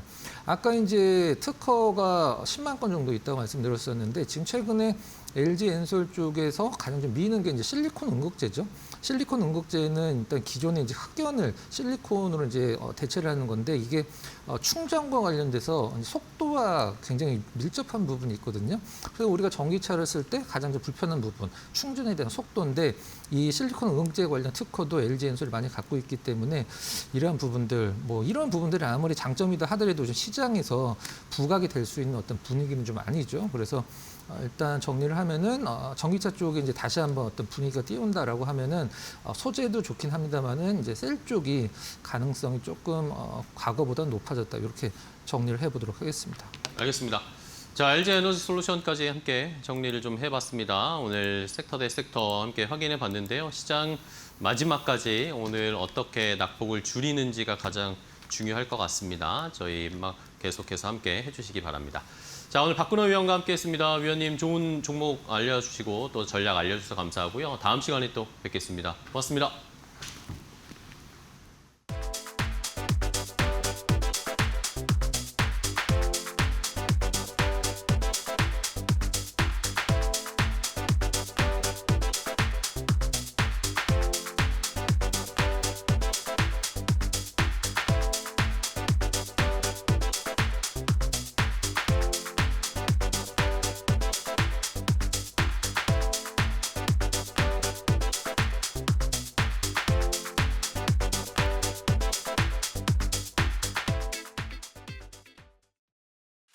펌퍼미 인사이드 유한 양인편 1945년 초 미 첩보국 OSS의 비밀 기지.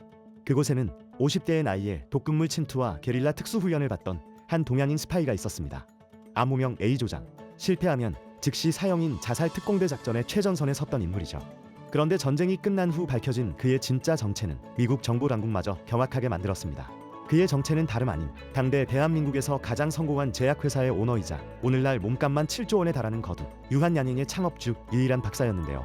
자신의 모든 부와 명예, 목숨까지 베팅하며 총을 들었던 CEO.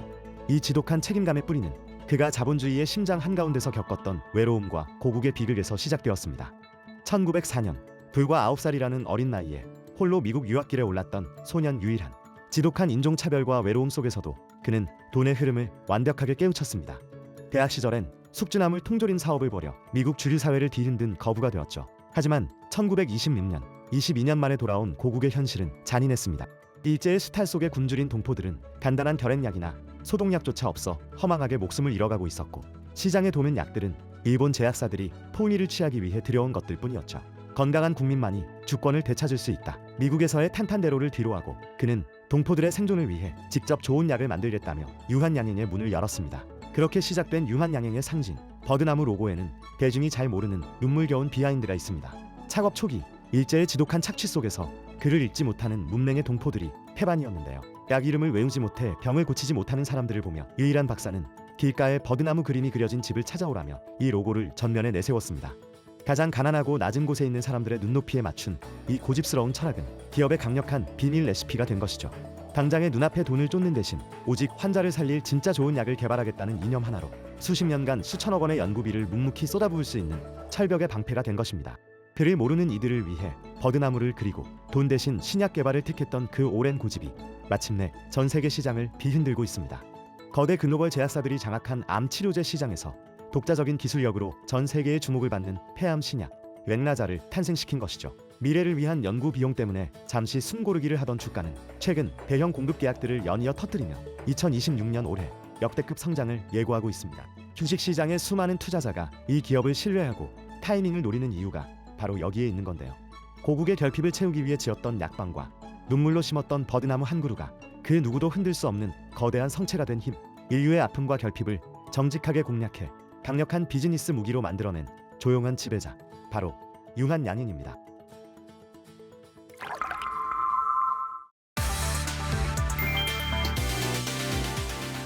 AI 시대 승자를 둘러싼 경쟁이 치열해지면서 삼성의 미래를 바꾼 4번의 선택이 다시 주목받고 있다. 첫 번째는 안드로이드였다. 2000년대 중반 작은 모바일 운영체제 회사였던 안드로이드는 삼성과 투자 가능성을 논의했던 것으로 알려졌다. 하지만 삼성은 당시 휴대폰 시장의 강자였고 작은 소프트웨어 회사가 만드는 미래를 크게 보지 못했다. 결국 구글이 안드로이드를 인수했고 결과는 달라졌다. 삼성은 갤럭시로 스마트폰 세계 정상에 올랐지만 모바일 생태계의 핵심인 운영체제와 플랫폼 주도권은 구글이 가져갔다. 두 번째는 HBM이었다. 메모리 최강자였던 삼성은 AI 시대 핵심 부품으로 떠오른 HBM 대응 속도가 늦었다는 평가를 받았고 SK하이닉스가 엔비디아 AI 공급망에서 먼저 앞서갔다. 김정호 교수는 AI 시대의 승부는 결국 메모리에서 갈릴 것이라고 강조했다. 과거 D램 최강자였던 삼성에게 HBM 경쟁력이 중요한 이유다. 하지만 다른 선택도 있었다. 2016년 삼성은 약 80억 달러를 투자해 하만을 인수했다. 당시 비싼 인수라는 시선도 있었지만 자동차가 움직이는 컴퓨터로 변하면서 전장 사업 진출에 중요한 발판이 됐다.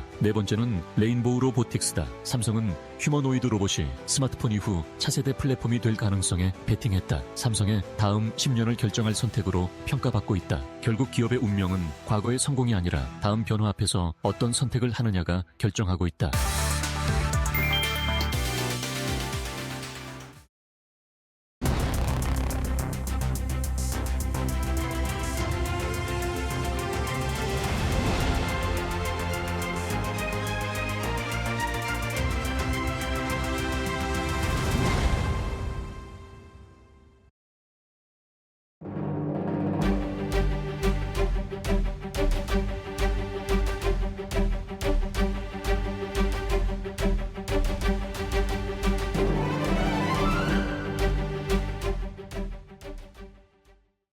네, 시장 이야기 시간으로 이어가 보도록 하겠습니다. 오늘 국내 증시 오후장 들어서 낙폭이 더 깊어졌고요.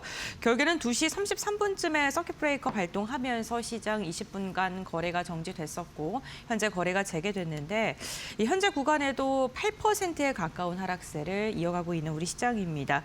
어제만 하더라도 하이닉스가 시가총액 1위 자리를 쟁취했고 그러면서 시장의 분위기 좀 긍정적인 방향에서 이런 이야기들도 나왔는데 하루 만에 차익 매도 물량 거세게 출회되고 있거든요. 우리가 어떻게 시장을 대응해야 되는지 관련된 이야기 나눠보도록 하겠습니다. 인사이트K의 배종찬 소장과 함께합니다. 안녕하십니까? 안녕하십니까? 네, 반갑습니다. 어제 종가 기준으로 하이닉스가 25년 7개월 만인가요? 네, 시가총액 1위를 삼성전자를 제치고 올라서는 데 성공을 했습니다. 네. 우선 HBM이라던가 ADM 여러 가지 긍정적인 모멘텀들 나왔었는데 우선 하이닉스가 급등했던 이유 짚어보고 오늘 이렇게 또 하락하는 이유도 알아보도록 하겠습니다. 그렇죠. 저는 그런 말씀을 드리고 싶어요. 왜냐하면 많이 올랐으면 또 내려가는 거죠. 그게 지극히 저는 당연하다. 계속 올라갈 수가 없어요. 수급이라는 게 있기 때문에 그렇기 때문에 저는 SK 하이닉스하고 삼성이 오늘 좀 많이 빠지고 있죠, 그죠? 네. 그러다 보니까 전체 우리 이 시총도 내려가고 또 그리고 이 지수도 내려가는 거죠. 당연하죠. 당연하죠. 이걸 오히려 이상하게 생각하면 안 된다. 다만 중요한 것은 이 반도체 슈퍼 사이클은 맞다. 하지만 오르락 내리락 실은 또 뉴욕 증시도 안 좋았잖아요. 그러니까 네. 여러 가지 이런 이유들이 연동돼 있는 겁니다. 이건 지극히 이럴 수 있다고 봐야지. 그럼 계속해서 승승장구한다. 우리 샌프란시스코 자이언츠에서 활약하고 있는 이정우 선수 있잖아요. 어떤 때는 4안타 쳐요. 어떤 날은 무안타예요.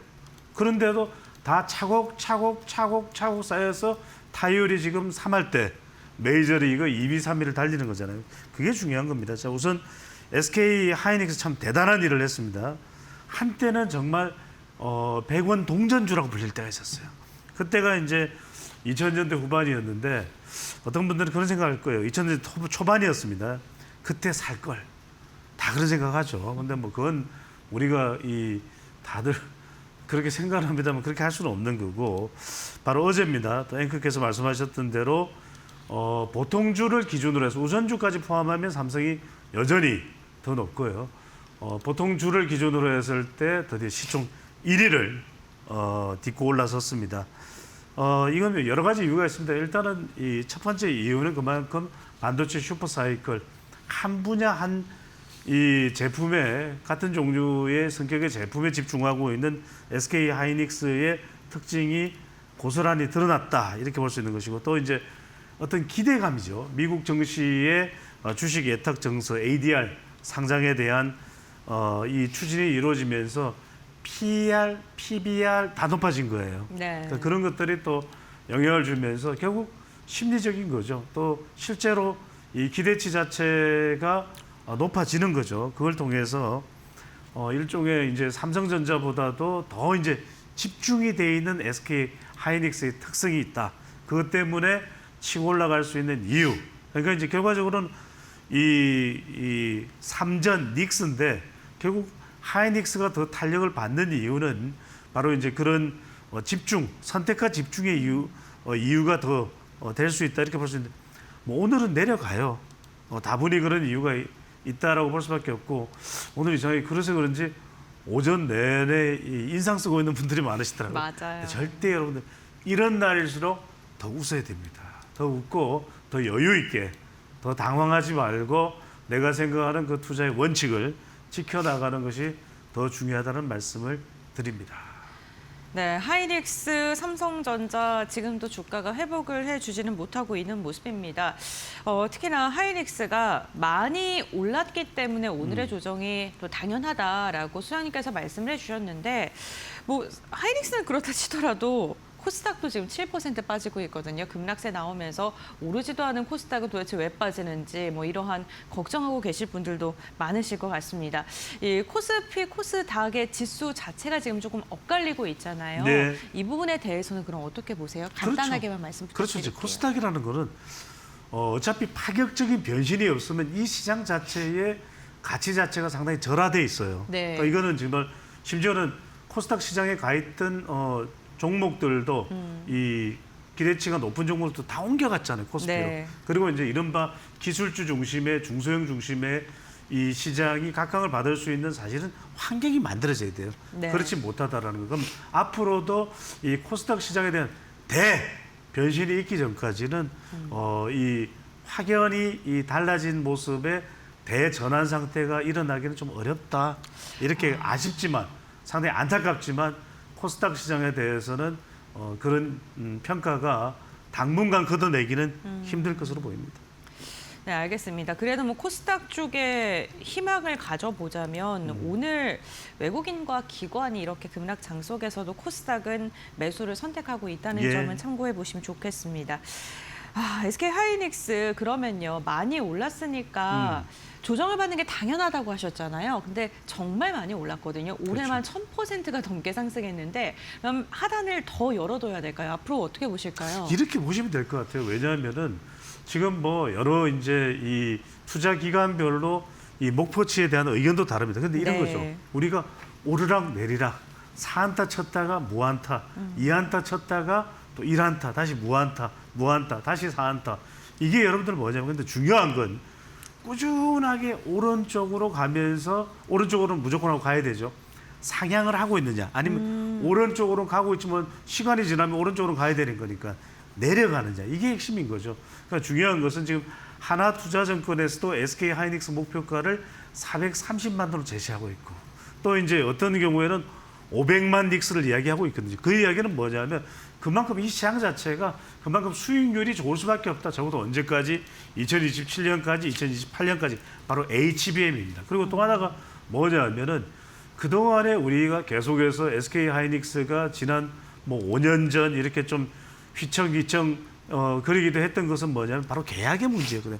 다 잘 나갈 때도 좀 단기 계약이었다면 이제는 말 그대로 이 장상이 장기간 롱텀 이 공급 계약이 맺어지고 있다는 거예요. 그리고 거의 독보적인 기술력을 가지고 있는 것이 HBM3E 이런 부분들에 있어서는 그만큼 SK하이닉스를 따라잡을 전 세계의 어떤 공급사도 없다.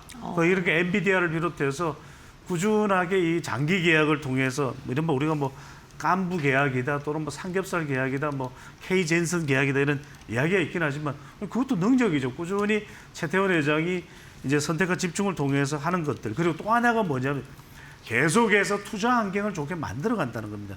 미국 시장에도 일종의 간접적인 상장의 의미죠.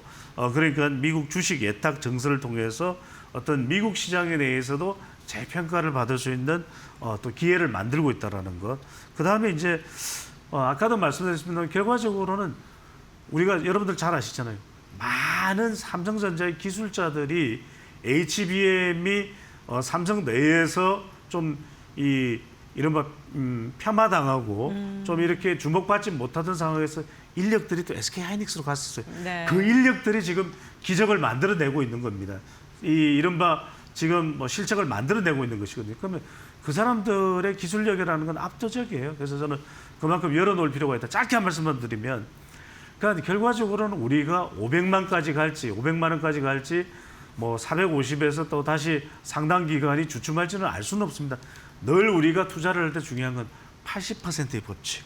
적어도 이거 목표치를 정하면 적어도 8분 능선 가까이는 80% 가까이는 가령 500만 원이 목표치라 그러면 대체적인 평균 목표치면 400만 원까지는 갈 수 있는 이 실제로 합리적인 기대는 열려 있는 것이거든요. 그런 차원에서 여러분들이 투자의 기준을 잡아보는 것도 필요할 것으로 보입니다. 네, SK하이닉스에 대해서는 뭐 여전히 긍정적인 전망을 제시해 줬습니다. SK하이닉스가 전일 시가총액 1위 자리를 꿰차면서 삼성전자 입장에서는 좀 자존심이 상하지 않을까라는 생각도 듭니다. HBM4에서 지금 실적을 내고 있다. 그리고 4E에 대해서도 지금 저돌적인 모습을 보여주고 있는 삼성전자인데요. HBM4부터 조금의 변화를 삼성전자에서 저희가 체감할 수 있을까요? 그렇죠. 그러니까 단기적으로는 지금 더 물이 많이 들어와 있는 데는 훨씬 더 이 수급률이라든지 또 안정감이 있는 건 SK하이닉스잖아요. 더 빨리 인정을 받았잖아요. 네. HBM 관련해서는. 하지만 뒤쫓아가는 탄력 그리고 오랜 시간 동안 장기 자금력을 통해서 이 HBM뿐만 아니라 메모리 반도체뿐만 아니라 비메모리까지 여기에 투자가 가능한 기업은 어디냐? 삼성이 거죠. 그러니까 이제 단기적으로는 SK하이닉스 분명히 앞서갈 수 있는 이 탄력을 가지고 있습니다. 하지만 중장기적으로 봤을 때는 이를 또 거의 따라잡거나 그 이상 능가할 수 있는 그 여력은 또 동력은 누가 가지고 있냐? 삼성이 가지고 있다는 겁니다. 그러니까 이제 결과적으로는 단기적으로 이미 검증된 그 공정들을 통해서 16단까지 계속 쌓아가는 거죠. HBM이 그런 거잖아. 그쵸. 이 D램을 얼마나 기술력 있게 더 얇게 더 높이 더 많이 쌓을 수 있냐는 건데 이런 면에서는 SK하이닉스가 유리합니다. 그만큼 안정적으로 이미 선 기술을 개발을 해놨죠.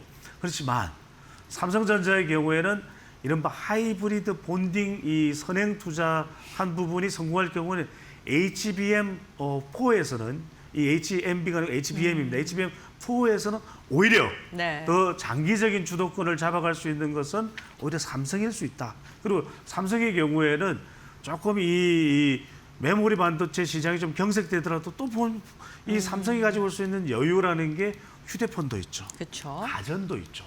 또 하만카돈도 이미 이익을 내기 시작했죠. 인수했던 기업요. 그러니까 이런 것들을 본다면 그런 다양한 다변화할 수 있는 또 이 경쟁력을 가지고 있는 것은 삼성이니까 단기적으로 분명히 SK하이닉스가 쭉쭉쭉쭉 나가니까 상당히 삼성으로서는 자존심을 구길 수 있지만 중장기적으로는 그 삼성의 경쟁력 또한 충분히 뒷받침이 되어 있다는 말씀을 드립니다.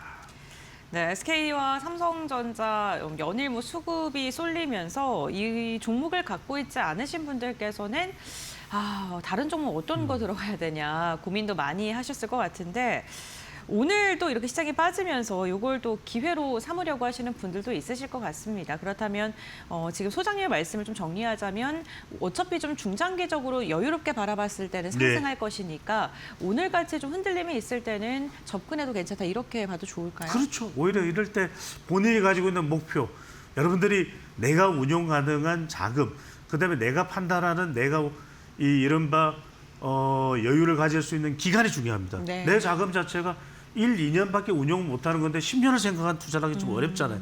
그러면 적어도 지금 뭐 35만 전자에서 그래 40만 전자까지는 갈 수 있다. 아니 그러면은 오히려 30만 원 초반대로 내려온 삼성전자는 투자할 법하잖아요.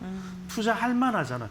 그러니까 SK하이닉스도 마찬가지입니다. 이게 400만 닉스로 간다 그러면은 지금 오히려 투자를 할 수가 있고 그리고 그 시점 자체는 적어도 우리가 1년 반 적어도 뭐 3년까지 길게는 보고 있지 않습니까? 이 HBM의 전성기를 그렇다면 그런 어떤 이 스펙트럼 내에서는 여러분들이 얼마든지 저가 매수로 투자를 할 수가 있어요. 물론 당장 삼성전자가 그래 나는 좀 대박을 터뜨리고 싶어 빨리 4만 원, 5만 원까지 내려와 이럴 수는 없는 것이니까 SK하이닉스도 원주 닉스가 하든 전원주 닉스가 이야기하든 그때로 뭐 18만 원, 25만 원 할 때로 내려와 그럴 수는 없는 거잖아요. 그러니까 자기가 어떤 식으로 운용이 가능하냐라는 그 폼을 그대로 여러분들이 잘 책정을 하는 것이 설정을 하는 것이 무엇보다도 중요하다라는 말씀을 드립니다. 네, 알겠습니다. 삼성전자, SK하이닉스밖에 오르지 않았다라는 분석도 많은데 이 상승장에 대한 수익 기대감은 점점 더 높아지고 있다라는 이야기들도 한쪽에서 나오고 있습니다. 이 부분에 대해서 소장님은 어떻게 바라보실까요? 아니 그러니까요. 그러니까 이 말씀을 드리고 싶은 게 우리가 그 드라마 중에서 해품달이라는 드라마 좋아했어요. 네. 저는 반품달이라는 말씀을 드리고 싶어요. 반품달이요? 반도체를 품은 달. 그러니까 결국에는 네, 많이 안 웃으시네요. 네, 이게 왜냐하면 오늘 주가가 좋아야 되는데. 네. 자, 그러니까 이게 뭐냐면 이런 이 반도체를 품고 있는 그런 종목들이 있어요. 가령 이 삼성 이 여러 기업들 중에서 지금 삼성전자를 품고 있는 기업이 어디냐? 삼성생명이거든요. 그러면 얼마든지 우리가 대안으로 생각할 수 있는 이런 이 종목들이 이제 그런 종목들이 될 수 있는 거죠. 짧게 설명을 드릴게요. 네. 그다음에 SK하이닉스의 경우에는 SK스퀘어, 네. 지금 SK스퀘어도 승승장구하고 있죠. 맞습니다. 그 외에 제가 항상 드리는 말씀이 AI 반도체, 그다음에 로봇 바이오가 있으니까 이 경우에 바이오 중에서 상당히 대기업으로 안정적으로 가져갈 수 있는 기업이 어디다? CJ제일제당이 있죠. 그러니까 CJ제일제당은 상당히 실적이라든지 또 중국산 라이신, 풍미, 반덤핑 관세에 대해서 반사이익을 우리 기업들이 좀 수혜를 볼 수 있는 기업 아니겠습니까? 네. 그런 점에서 좋다는 것이고 저는 뭐 이제 맞아 설명을 드리고 싶은 건 뭐냐면 저는 충분히 코스피 지수가 10,000포인트까지도 돌파 가능하다고 봅니다. 저는 그런 입장 중 누군가는 어떤 전문가들은 오히려 6,000까지 좀 미끄럼을 탈 것이라는 이야기를 하는 경우도 있습니다만 저는 이 우리 증시가 여전히 저평가 상태이다라고 보는 그런 의견들도 분석도 많기 때문에 이 여전히 우리가 이익이 개선되고 있거든요. 중요한 건 이런 지수가 올라가면서 중요한 것이 이것이 일종의 기대 심리에 의한 것이 아니라 우리 기업들의 이익도 상당히 전반적으로 개선돼 가고 있다. 방산이든 원전이든 그렇다면 결과적으로는 지금 여러 가지 분석 중에서도 내년에 2027년에 EPS 주당 순이익이라고 하죠. 한 주마다 우리가 얻을 수 있는 이 이익의 증가율 역시 전 세계 1위를 차지할 수 있다. 네. 그러면 이건 우리 시장에 대해서 상당히 기대할 수 있는 겁니다. 결국 외국인의 이 매수 매도라는 건 빠졌다가 네. 또 다시 액티브 때문에 강제 매도를 했다가 또 들어오는 거예요. 그러니까 우리 시장을 버리고 떠나는 외국인들의 상황은 아니라는 점 다시 한번 더 우리가 기억하고 주목할 필요가 있을 것으로 보입니다. 네, 알겠습니다. 오늘 시장의 급락세로 인해서 걱정하고 계시는 분들 많으실 것 같은데요. 소장님께서는 뭐 AI 그리고 반도체 관련된 아직 3년간의 장기 전망성에 대해서 여전히 긍정적으로 평가해 주시면서 우리 시장 아직도 좀 저평가 구간이다라고 분석을 해주셨습니다. 지금 양시장 거의 지금 유가증권 시장 9% 그리고 코스닥은 7%가량의 하락세 그리고 있는데요. 이러한 시장일수록 펀더멘털에 주목을 해보시는 것도 좋을 것 같습니다. 수장님과의 말씀 여기까지 듣겠습니다. 고맙습니다. 감사합니다.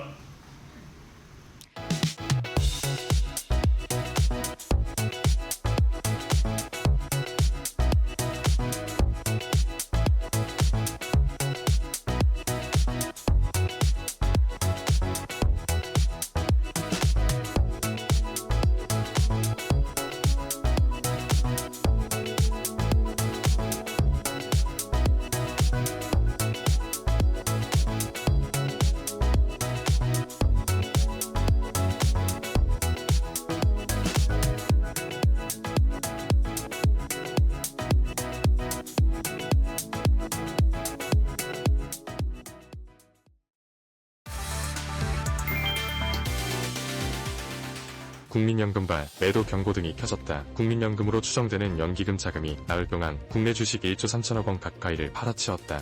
한국거래소에 따르면 연기금은 지난 17일부터 22일까지 사거리일 동안 유가증권 시장에서 1조 2,696억 원을 순매도했다. 최근 한 달로 넓히면 매도 규모는 약 2조 5천억 원에 달했다. 이유는 코스피 급등이었다. 코스피가 9,100선까지 치솟으면서 국민연금의 국내 주식 비중이 호영 상단을 넘어선 것으로 추정됐다. 시장에서는 이달 말 리밸런싱 유예 종료를 앞두고 비중 조절 매도가 시작됐다는 분석이 나왔다. 더 큰 누르는 앞으로다. 일각에서는 허용 범위를 맞추려면 최대 60조 원 규모의 국내 주식 매도가 필요할 수 있다는 관측도 나왔다. 다만 매물 폭탄이 한 번에 쏟아질 가능성은 제한적이라는 평가도 나왔다. 국민연금이 장기간 분산 매도에 나설 가능성이 크기 때문이었다. 시장은 국민연금의 리밸런싱 매도가 코스피 상승세에 제동을 걸지 주목하고 있다.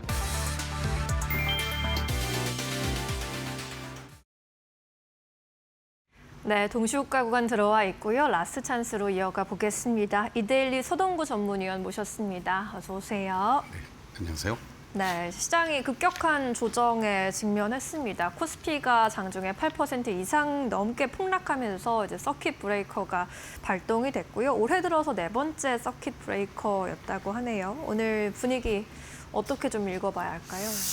어떤 면에서는 시장이 하나의 변곡점이 나온 게 아니냐. 사실 지난주 금요일 날 여러분들하고 이제 말씀을 드리면서 다음 주에는 삼성전자의 시총 1위가 SK 하이닉스가 탈환할 가능성이 있다. 네. 이 부분에 당시의 격점에는 한 100조 원 내외였었거든요. 그래서 저는 한 주 중반 정도쯤을 예상을 했었는데 바로 월요일 날 이 하이닉스를 중심으로 한 쏠림 현상, 거기에 25년 만에 삼성전자가 1위를 내주었다라는 거. 이런 어떠한 그 후폭풍이 나타나고 있는 게 아니냐 이렇게 볼 수가 있겠고, 물론 이것으로 인해서 반도체, 특히 투톱들의 어떤 추가 상승이 무너진 거냐라는 논란도 있긴 합니다만은 1차적으로는 실적이 이후에 어쨌든 둘 다 좋게 나오지만 SK 하이닉스의 실적보다는 삼성전자의 영업이익을 기준으로 했을 때 실적이 더 좋단 말이죠. 네. 그런데 가격은 역전이 됐다. 이것은 단순하게 보면은 아무리 시장이 수급의 힘에 의해서 움직인다고 하더라도 그 후유증이 자연스럽게 나온 게 아니냐. 이렇게 우리가 오늘 시장에서 볼 수가 있겠고, 그 수급과 관련돼서는요. 외국인들이 지난주에는 주간 단위로 순매수를 보였지만 금요일부터 월요일 오늘까지 이렇게 또 3일 연속 순매도를 보였고, 또 연기금을 중심으로 해서 기관들도 동시 순매도를 보였다라는 것. 특히 조금 아까 우리가 스팟뉴스에서도 봤습니다마는 바로 국민연금의 리밸런싱 물량, 이 부분이 뭐 단숨에 일순간에 뭐 50조, 60조를 쏟아내는 건 아니더라도 잠재적인 매도에 대한 부담감이 심리적으로 위축시키는 이러한 요인으로 작용을 하고 있다라고도 볼 수 있을 것 같습니다. 결국 코스피 9천을 넘어가는 시점에서 국민연금의 평가 자산을 기준으로 봤을 때 30%가 넘어간다. 그렇다면 당분간 9천에 대한 부담감은 계속 나올 수밖에 없다. 이렇게 우리가 또 해석을 할 수 있겠고요. 네. 그러다 보니까 또 자연스럽게 투톱만의 문제만이 아니라 관련된 코스피, 코스닥 할 것 없이 모두 급락하는 이러한 패턴이 오늘 나타나면서 한마디로 얘기하면은 시총 1위의 어떠한 그 샴페인을 너무 일찍 터뜨렸고 일일천하로 끝나가는 상황 속에서 수급에 이런 악영향이 오늘 서킷 브레이크까지 다시 걸리게 만드는 그런 상황이 됐다. 이렇게 정리를 할 수 있겠습니다. 네, 오늘은 좀 수급에 대한 부분을 좀 고민을 또 해봐야 할 것 같은데요. 결국에는 또 이러한 외국인의 매도 물량이 우리 시장의 부담 요인으로 작용을 했습니다. 동시효과 분위기를 좀 자세히 보고 가시죠.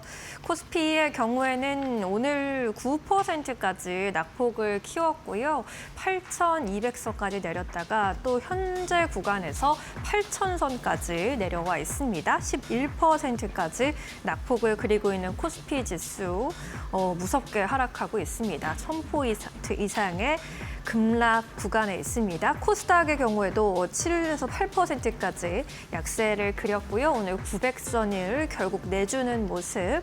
코스피 200의 경우에도 11%대 급락 흐름 나타나고 있습니다. 유가증권 시장에서 외국인과 기관의 이탈이 오늘 좀 거세게 보입니다. 외국인이 4조 8천억 원대 매도 우위 포지션 잡고 있고요. 기관도 3조 2천억 원대 매도 우위입니다. 개인이 물량을 소화했습니다. 7조 9천억 원대 매수 우위로 집계되고 있습니다. 코스닥 쪽에서는 그래도 오늘 외국인과 기관이 매수 주체로 나서줬습니다. 2천억 원대, 1,300억 원대 매수 우위 확인되고 있고요. 개인은 코스닥 쪽에서는 매도 우위 3천억 원대 매도 우위 확인되고 있습니다. 시가총액 상위 종목들 흐름 좀 짚어볼까요? 삼성전자와 하이닉스 현재 구간에서 또 13%까지 낙폭을 그리고 있습니다. 삼성전자 30만 원 선 초반, SK하이닉스 250만 원대까지 내려와 있는 모습, SK스퀘어까지 6%대 급락세, 현재 동시효과 구간에서 낙폭 크게 잡히고 있습니다. 우선주도 10% 가까운 낙폭이고요. 삼성전기도 10% 이상 빠지면서 200만 원 선 내준 상황입니다. 코스닥 쪽에서의 흐름 함께 보시죠. 1위부터 5위권 종목들 모두 파란불 들어와 있고요. 오늘 알테오젠이 또 4에서 5%까지 낙폭을 그렸습니다. 에코프로 그룹주 전반도 급락이 좀 두드러지는 모습. 레인보우 로보틱스가 또 50만 원 선 초반까지 내려와서 마무리할 것으로 보이고요.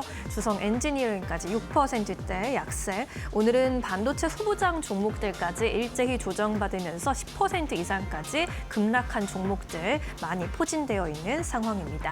국내 증시 문을 닫습니다.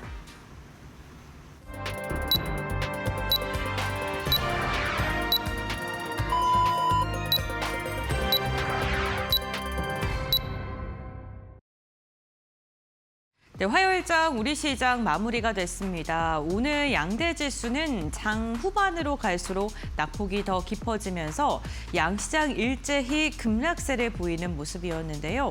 수급 상황은 조금은 달랐습니다. 유가증권 시장 외국인과 기관의 강한 매도세가 시장을 하락으로 이끌었던 반면에 코스닥은 얇아진 호가 속에서 개인들이 매물을 출하했습니다. 트레이딩 뷰를 통해서 어떠한 종목의 낙폭이 두드러졌는지 조금 더 자세히 함께 확인해 보시죠. 네, 오늘 삼성전자와 하이닉스의 낙폭이 굉장히 깊었습니다. 스페이스X가 미국 증시에서 급락세가 나타났었죠. 16%가량 하락을 했었는데 회사채를 대규모로 발행을 하면서 AI 수익성에 대한 부담감, 회의론이 다시금 시장에 잠식이 됐습니다. 그에게는 그에 대한 영향을 국내 증시까지 이어받는 모습이었고요. 환율적인 부담감도 지속되면서 외국인의 이탈이 두드러졌습니다. 삼성전자, 하이닉스 12%가량의 급락세, SK스퀘어도 7%가량 빠졌고요. 삼성생명과 같은 삼성전자의 지분을 갖고 있는 기업들까지 일제히 하락을 했습니다. 오늘 상승한 종목을 찾는 게 훨씬 더 어려운 시장이었는데요. 신한지주는 오늘 소폭의 지금 상승을 그리면서 마감을 했고요. 하나금융지주 3%, KB금융 2%가량 빠지면서 오늘 금융주들이 지수 대비는 좀 버텨주는 움직임, 방어주 역할을 그래도 좀 해주려는 움직임이 나타났습니다. 하지만 삼성전기 그리고 LG이노텍과 같이 기판 관련된 기업들 오늘 일제히 두 자릿대 낙폭을 그렸고요. 2차 전지와 방산 기업들도 오늘은 쉬어가는 모습이 나타나기도 했습니다. 여기에다가 현대차와 기아도 12%에서 9%대 하락, 네이버, 카카오 역시나 6에서 8%가량의 하락세, 삼성물산도 12%, LG전자도 11%가량 빠지면서 기술주들을 향해서 오늘은 매도 물량이 거세게 나오는 듯한 모습이었고요. 의약품 쪽 보게 된다면 삼성바이오로직스가 1%, 셀트리온이 4%가량 빠지면서 지수 대비도 버텨주려는 모습이 나타났습니다. 그동안 많이 올랐던 종목을 중심으로 해서 오늘은 차익 실현을 하려는 욕구가 우리 시장에 굉장히 강하게 나왔다는 점이 특징적이었습니다. 다음으로는 코스닥 함께 확인해 보시죠. 네, 오늘 코스닥에서도 대부분의 종목들이 파랗게 질린 채 마감을 했고요. 리가캠바이오 같은 경우에 3%가량의 상승을 그리는 데 성공을 했는데 ADC 제형에 대한 기대감이 오늘 매수세로 유입이 되면서 시가총액 상위 종목 가운데 유일하게 상승을 하면서 마감을 했습니다. 에코프로 그룹주들도 9에서 10%가량 빠졌습니다. 사실 2차전지 기업들 시장에 잘 갈 때도 그다지 잘 가지는 못했는데 수급이 굉장히 공백에 있는 상황 속에서 작은 매도에도 크게 흔들리는 모습이 나타나고 있고요. 레인보우 로보틱스도 12%가량 빠졌고요. 오늘 반도체 소부장도 일제히 조정을 받으면서 낙폭을 그렸습니다. 제주반도체는 전거래 시세가 괜찮게 나왔었는데 오늘 낙폭도 깊습니다. 17%가량의 급락세가 나왔고요. 두산테스나도 두 자릿대 낙폭을 그리는데 모습을 보여줬습니다. 오늘 바이오 관련된 기업들 가운데서는 D&D 파마텍이 10%가량 빠졌고요. 그래도 클래시스, 파마 리서치 5%, 4%, 휴젤도 4%가량 하락을 그리면서 지수 대비는 선방에 주려는 모습이 나타나줬는데요. 미용 관련된 기업들이 그래도 버텨주려는 움직임이 나타났다는 점 참고해 보시면 좋겠습니다. 전반적으로 시장의 분위기가 굉장히 어수선합니다. 오늘 대부분의 종목들이 하락을 그리면서 마감을 했는데요. 지금 지수, 마감 지수를 보는 게 조금은 무서운데 오늘 어떻게 마감됐는지 그래도 확인을 해보겠습니다. 신민영 앵커 전해주시죠. 네, 오늘의 지수 마감 상황 짚어보도록 하겠습니다. 코스피와 코스닥 동반 급락하면서 오늘은 정말 큰 폭의 약세를 그렸는데요. 코스피가 10% 가까운 약세, 9.99% 급락했습니다. 전거래일 대비 910포인트 내줬고요. 8,203.84포인트 기록했습니다. 코스닥도 8% 가까운 낙폭을 그렸고요. 76포인트나 하락했습니다. 891.52포인트 기록했습니다. 코스피 200도 10%대 급락세 기록했고요. 오늘 환율이 또 소폭 상승했습니다. 2원 이상 오르면서 1,539원에 마감하고 있습니다. 오늘 코스피 지수는 하락 출발한 이후로 장중에 계속해서 낙폭을 키우는 모습이었고요. 결국에는 장 초반에 9,175포인트 선에서 고점을 기록하기도 했는데 8,200포인트까지 주르륵 밀려나는 모습이었습니다. 오늘 코스닥도 비슷한 흐름 그렸습니다. 장중에 891포인트까지 보여주면서 900선 내준 채 마감 짓는 상황입니다. 이어서 오늘 유가증권 시장의 분위기 살펴보시죠. 외국인과 기관이 결국 동반해서 4조 원대 매도 우위를 기록했습니다. 이러한 가운데 개인 나홀로 순 매수세 8조 5천억 원대 물량을 소화했습니다. 코스닥 쪽에서는 정반대의 수급 흐름이 포착되기도 했습니다. 외국인과 기관이 물량 소화하면서 2천억 원대, 1,300억 원대 물량 가져갔고요. 개인은 3,900억 원대 매도 우위 기록했습니다. 이런 가운데 오늘 외국인 순매수 상위 종목에는 어떤 종목들 올라왔는지 체크해 보시죠. 삼성전자 그리고 삼성전기가 나란히 자리하고 있고요. HD 현대중공업 그리고 LG이노텍 같은 종목들이 외국인의 관심 받아갔습니다. 두산 에너빌리티의 경우에는 오늘 9만 원 선이 깨지기도 했는데요. 외국인 리스트에는 이름을 올렸습니다. SMR 관련 수주가 계속해서 나오고 있는 가운데 가스터빈과 원전 SMR까지 하반기의 실적 가시성을 높여줄 만한 요소들은 충분하다라는 분석 나타나고 있습니다. 코스닥 쪽에서는 오늘 바이오 종목들이 이름을 올렸습니다. D&D 파마텍, 알테오젠, LNC비오, 삼천당 제약까지 자리를 했고요. 서진 시스템은 외국인의 순 매수세 나타났지만 기관이 5거래일 연속 물량을 던지면서 오늘 10% 이상 급락세 확인되기도 했습니다. LNC 바이오 체크해보고 가도록 하겠습니다. 스킨부스터 립2로 중장기적인 성장 동력을 확보했다라는 평가 받아가고 있는 가운데 인체율의 지방을 재활용하는 부분이 법제화가 됐다라는 것도 중장기적으로 LNC 바이오의 수혜가 될 것이라는 분석이 나타났고요. 이에 따라 오늘 시장 대비 크게 선방하면서 약보합권 지켜내는 모습이었습니다. 오후장에서 밀려나긴 했지만요. 87,000원 선 지키면서 87,900원에 종가 체결했습니다. 이어서 오늘 기관의 순매수 상위 종목 안에 역시나 삼성전자 자리했고요. 삼성물산까지 함께 삼성 계열사들 자리했습니다. DB하이텍 반도체 종목 안에서 오늘 주가도 나름 선방하는 분위기였고요. KB금융 등 은행주도 분위기 시장 대비 괜찮았습니다. KB금융 같은 경우에는 이제 은행주 전반에 금리 인상에 따른 수혜 기대감 작용이 되는 모습이었습니다. 대한항공까지 오늘 기관의 순매수 리스트에 올라왔습니다. 코스닥 쪽에서도 LNC 바이오 앞서 살펴본 종목이죠. 외국인에 이어서 기관 리스트에 함께 자리했고요. 반도체 종목들 VM과 심텍, 하나마이크론 자리했습니다. 실리콘투엘 같은 K뷰티 관련주들도 오늘 수급이 좀 쓸려가는 모습이었고요. 이제 실리콘투의 경우에는 파리의 상젤리제 거리에 제2차 플래그십 스토어를 오픈한다라는 소식을 밝히기도 했습니다. 네, 마지막으로 대한항공의 시세 좀 체크해보고 가도록 하겠습니다. 대한항공의 영업이익 컨센서스가 이제 50%가량 상향 조정되고 있다라는 분석이 나타났습니다. 그동안 미국과 이란의 전쟁 속에서 전망치가 많이 하향 조정해 있었는데 그래도 회복되고 있다라는 분석을 받아갔고요. 아시아나항공과의 시너지 역시나 합병 시너지도 내년부터 본격화될 것이라는 전망이 고개를 들고 있습니다. 오늘 27,400원대 시작을 해서 25,900원대까지만 저점을 낮추면서 그래도 시장의 큰 낙폭에서 주가를 방어해주는 모습이었고요. 4%대 낙폭이었습니다. 네, 이렇게 해서 오늘 시장에서 수급이 좀 몰렸던 종목들 살펴보셨고요. 시장 정리하면서 기억해 볼 만한 포인트들 고은별 앵커와 함께 만나보시죠.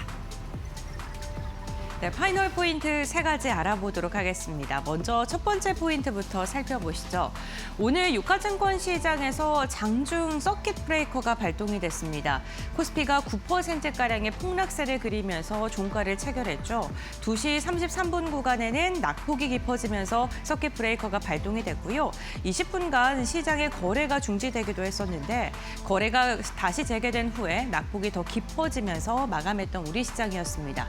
코스닥 역시나 오늘 7%대 하락을 그리면서 마감을 했고요. 매도 사이드카가 발동이 되는 등 투자 심리가 양대지수 일제에 좋지 않은 모습이 확인이 됐습니다.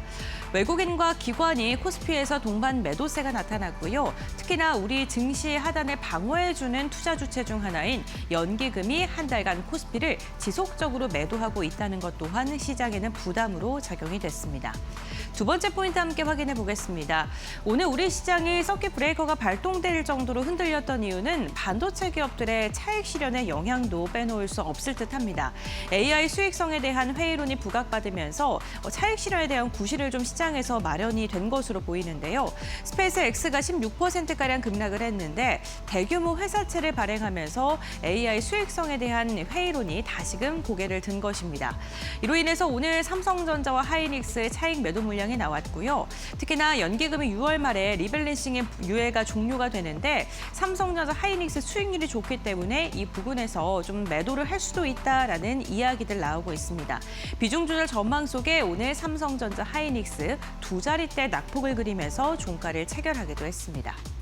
세 번째 포인트 함께 확인해 보겠습니다. 그럼에도 불구하고 오늘 일부 테마성 종목들을 중심으로는 상한가를 기록한 종목들도 나왔는데요. 대표적으로 시멘트와 레미콘 부분을 빼놓을 수 없을 듯합니다. 이재명 대통령과 이재용 회장이 회동을 할 예정인데 이 자리에서 지방 투자를 어떻게 할 것인지에 대한 논의 가능성이 부각을 받고 있습니다. 특히나 삼성전자, SK하이닉스가 반도체 후공정 공장을 호남에 지을 수도 있다라는 그런 설들이 지금 나오고 있는 가운데 만약에 진행되게 된다면 시멘트와 레미콘 기업들이 수혜를 입을 수 있을 것이다라는 분석이 더해졌고요. 오늘 그러한 기대감 속에 매수세가 강력하게 유입된 것으로 보입니다. 오늘 주도주가 부재한 가운데 이렇게 테마성 움직임을 갖고 있는 기업들로만 매수세가 이어졌었고요. 무엇보다 시장의 낙폭이 깊은 가운데 외국인과 기관의 매도세, 특히나 개인의 매수세가 유지됐던 만큼 내일까지 시장이 흔들리게 된다면 반대 매매에 대한 부담감도 빼놓을 수 없을 듯합니다. 과연 내일 증시 우리 시장 시원한 반등이 나올 수 있을까요? 우리가 어떻게 전략을 세워야 될까요? 지금 바로 알아보시죠. 네, 오늘 양시장 급락이 아주 거셌습니다. 오늘도 정말 고생 많으셨고요. 반도체 주도주가 크게 흔들렸고 일부 테마주 제외한 대부분의 종목이 급락했습니다. 이 반등의 실마리를 어디서 찾아볼 수 있을지 위원님과 좀 이야기 나눠보도록 하겠습니다. 내일 시장이 좀 빨리 올라와 줬으면 좋을 것 같은데 내일 시장 어떤 포인트를 좀 눈여겨보는 게 좋을까요? 일단은 현재 시장의 수급을 둘러싸고 있는 부정적인 요인들, 이 부분은 우리가 인지를 해야 될 것 같고요. 아까도 말씀드렸던 것처럼 어떤 면에서는 시장에서 안전판 역할을 해주었던 연기금의 그런 리밸런싱과 관련된 물량 출회, 결국은 이것은 하루 제한 폭을 1조에서 2조 원 내외로 둔다고 하더라도 영업일수로 기준으로 본다라면은 만약에 2조 원 정도다 그러면 2달 가까이 되는 거 아니겠습니까? 네. 최소한도. 이러한 부분들은 역설적으로 얘기하면 매도가 나오는 것이 중요한 게 아니라 사줄 세력들이 맞닿지가 않다라는 거. 이러한 부분은 우리가 계속해서 체크해야 되지 않을까 이런 말씀을 드리겠고, 반도체와 관련된 또 우려 섞인 얘기 중에 하나는 지난번에 분기 실적 발표할 때도 마이크론 테크놀로지가 오히려 부정적인 흐름으로 진행이 됐단 말이죠. 23일 날, 24일 새벽인지 알게 되겠습니다만은 네. 바로 이러한 부분들이 오히려 지난번과는 다른 흐름으로 나오면서 여전히 가격 고공행진하고 있고 성장 아무 문제 없어라는 것이 된다라면은 또 구원투수 역할을 해줄 수가 있을 텐데 네. 이 부분도 우리가 좀 이번 주에 체크를 해봐야 되지 않을까 이런 말씀드리겠습니다. 또 하나 이제 수급적인 측면에서 막연하게 기대감을 가져서는 안 되겠습니다만은 바로 MSCI 선진지수 워치리스트에 올라갈 것이냐의 여부.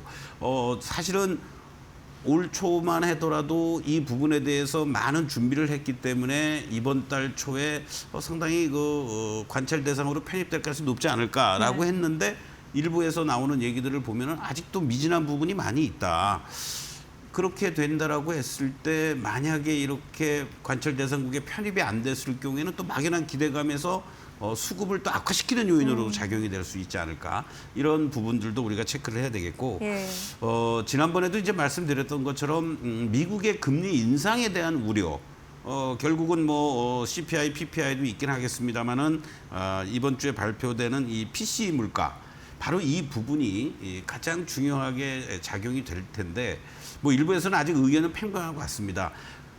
구두상으로만 매파적인 발언을 케빈 워시가 한 것이지 트럼프의 측근으로서 임명된 것을 감안한다라면은 말로만 그렇지 금리 인상은 힘들다.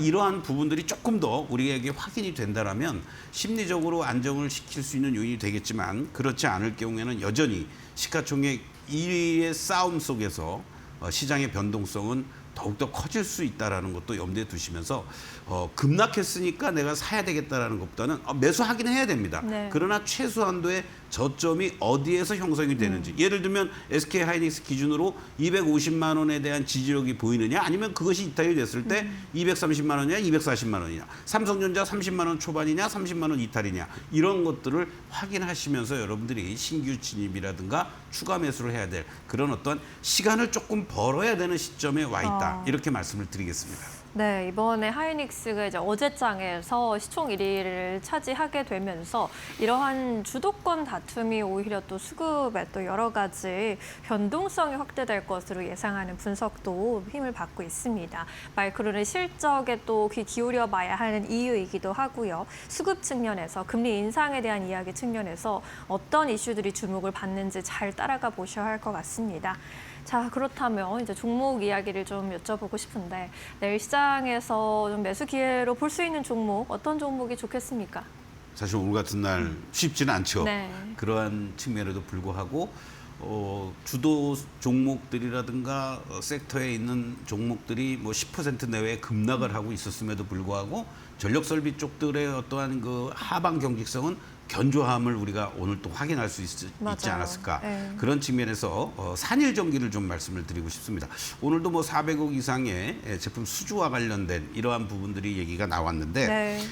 사실은 2025년부터 신재생 특수 변압기라든가 데이터 센터형 변압기 고성 장세가 지속이 되고 있다는 것을 확인하고 있는 매출단 소식이 아니었느냐라고도 볼 수가 있겠고 지난번에 블룸에너지 공급체인 합류에 따른 추가 성장 모멘텀을 확보하게 됐다. 이게 단발성이 아니라 가치 파트너십으로서 중장기적인 어떤 수혜를 볼 것으로 예상이 된다라는 거죠. 그러한 측면에서 상당히 이번 2분기 매출도 1,643억으로 YOY 기준으로 28.1%, 영업이익은 620억 원으로 34.3% 이상 급증해 줄 것으로 예상이 되고 있다라는 거.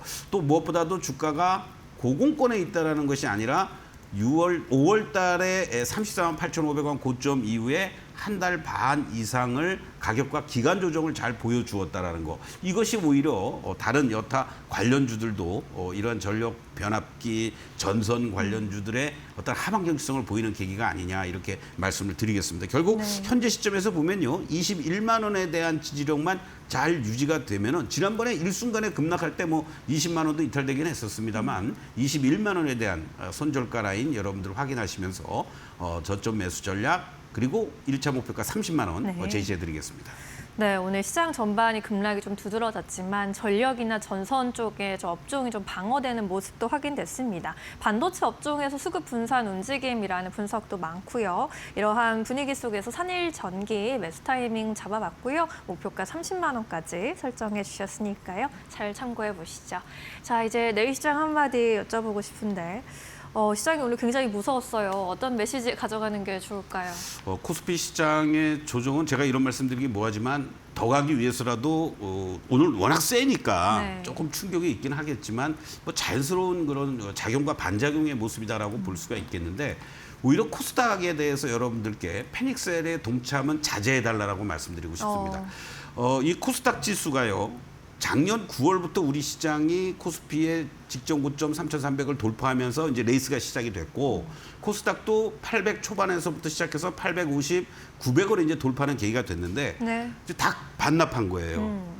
이런 상황에서 여러분들이 이걸 때리고 저쪽 가서 대응하겠다? 물론 섹터라든가 종목에 따라 틀리겠습니다만은 코스닥 시장의 동트기 전의 새벽이 가장 어둡다라는 말처럼 여러분들이 조금은 한 템포 늦추는 이러한 전략 말씀드리겠습니다. 네, 코스닥의 패닉셀도 자제하자라는 의견까지 주셨습니다. 오늘 여기까지 할게요. 고맙습니다.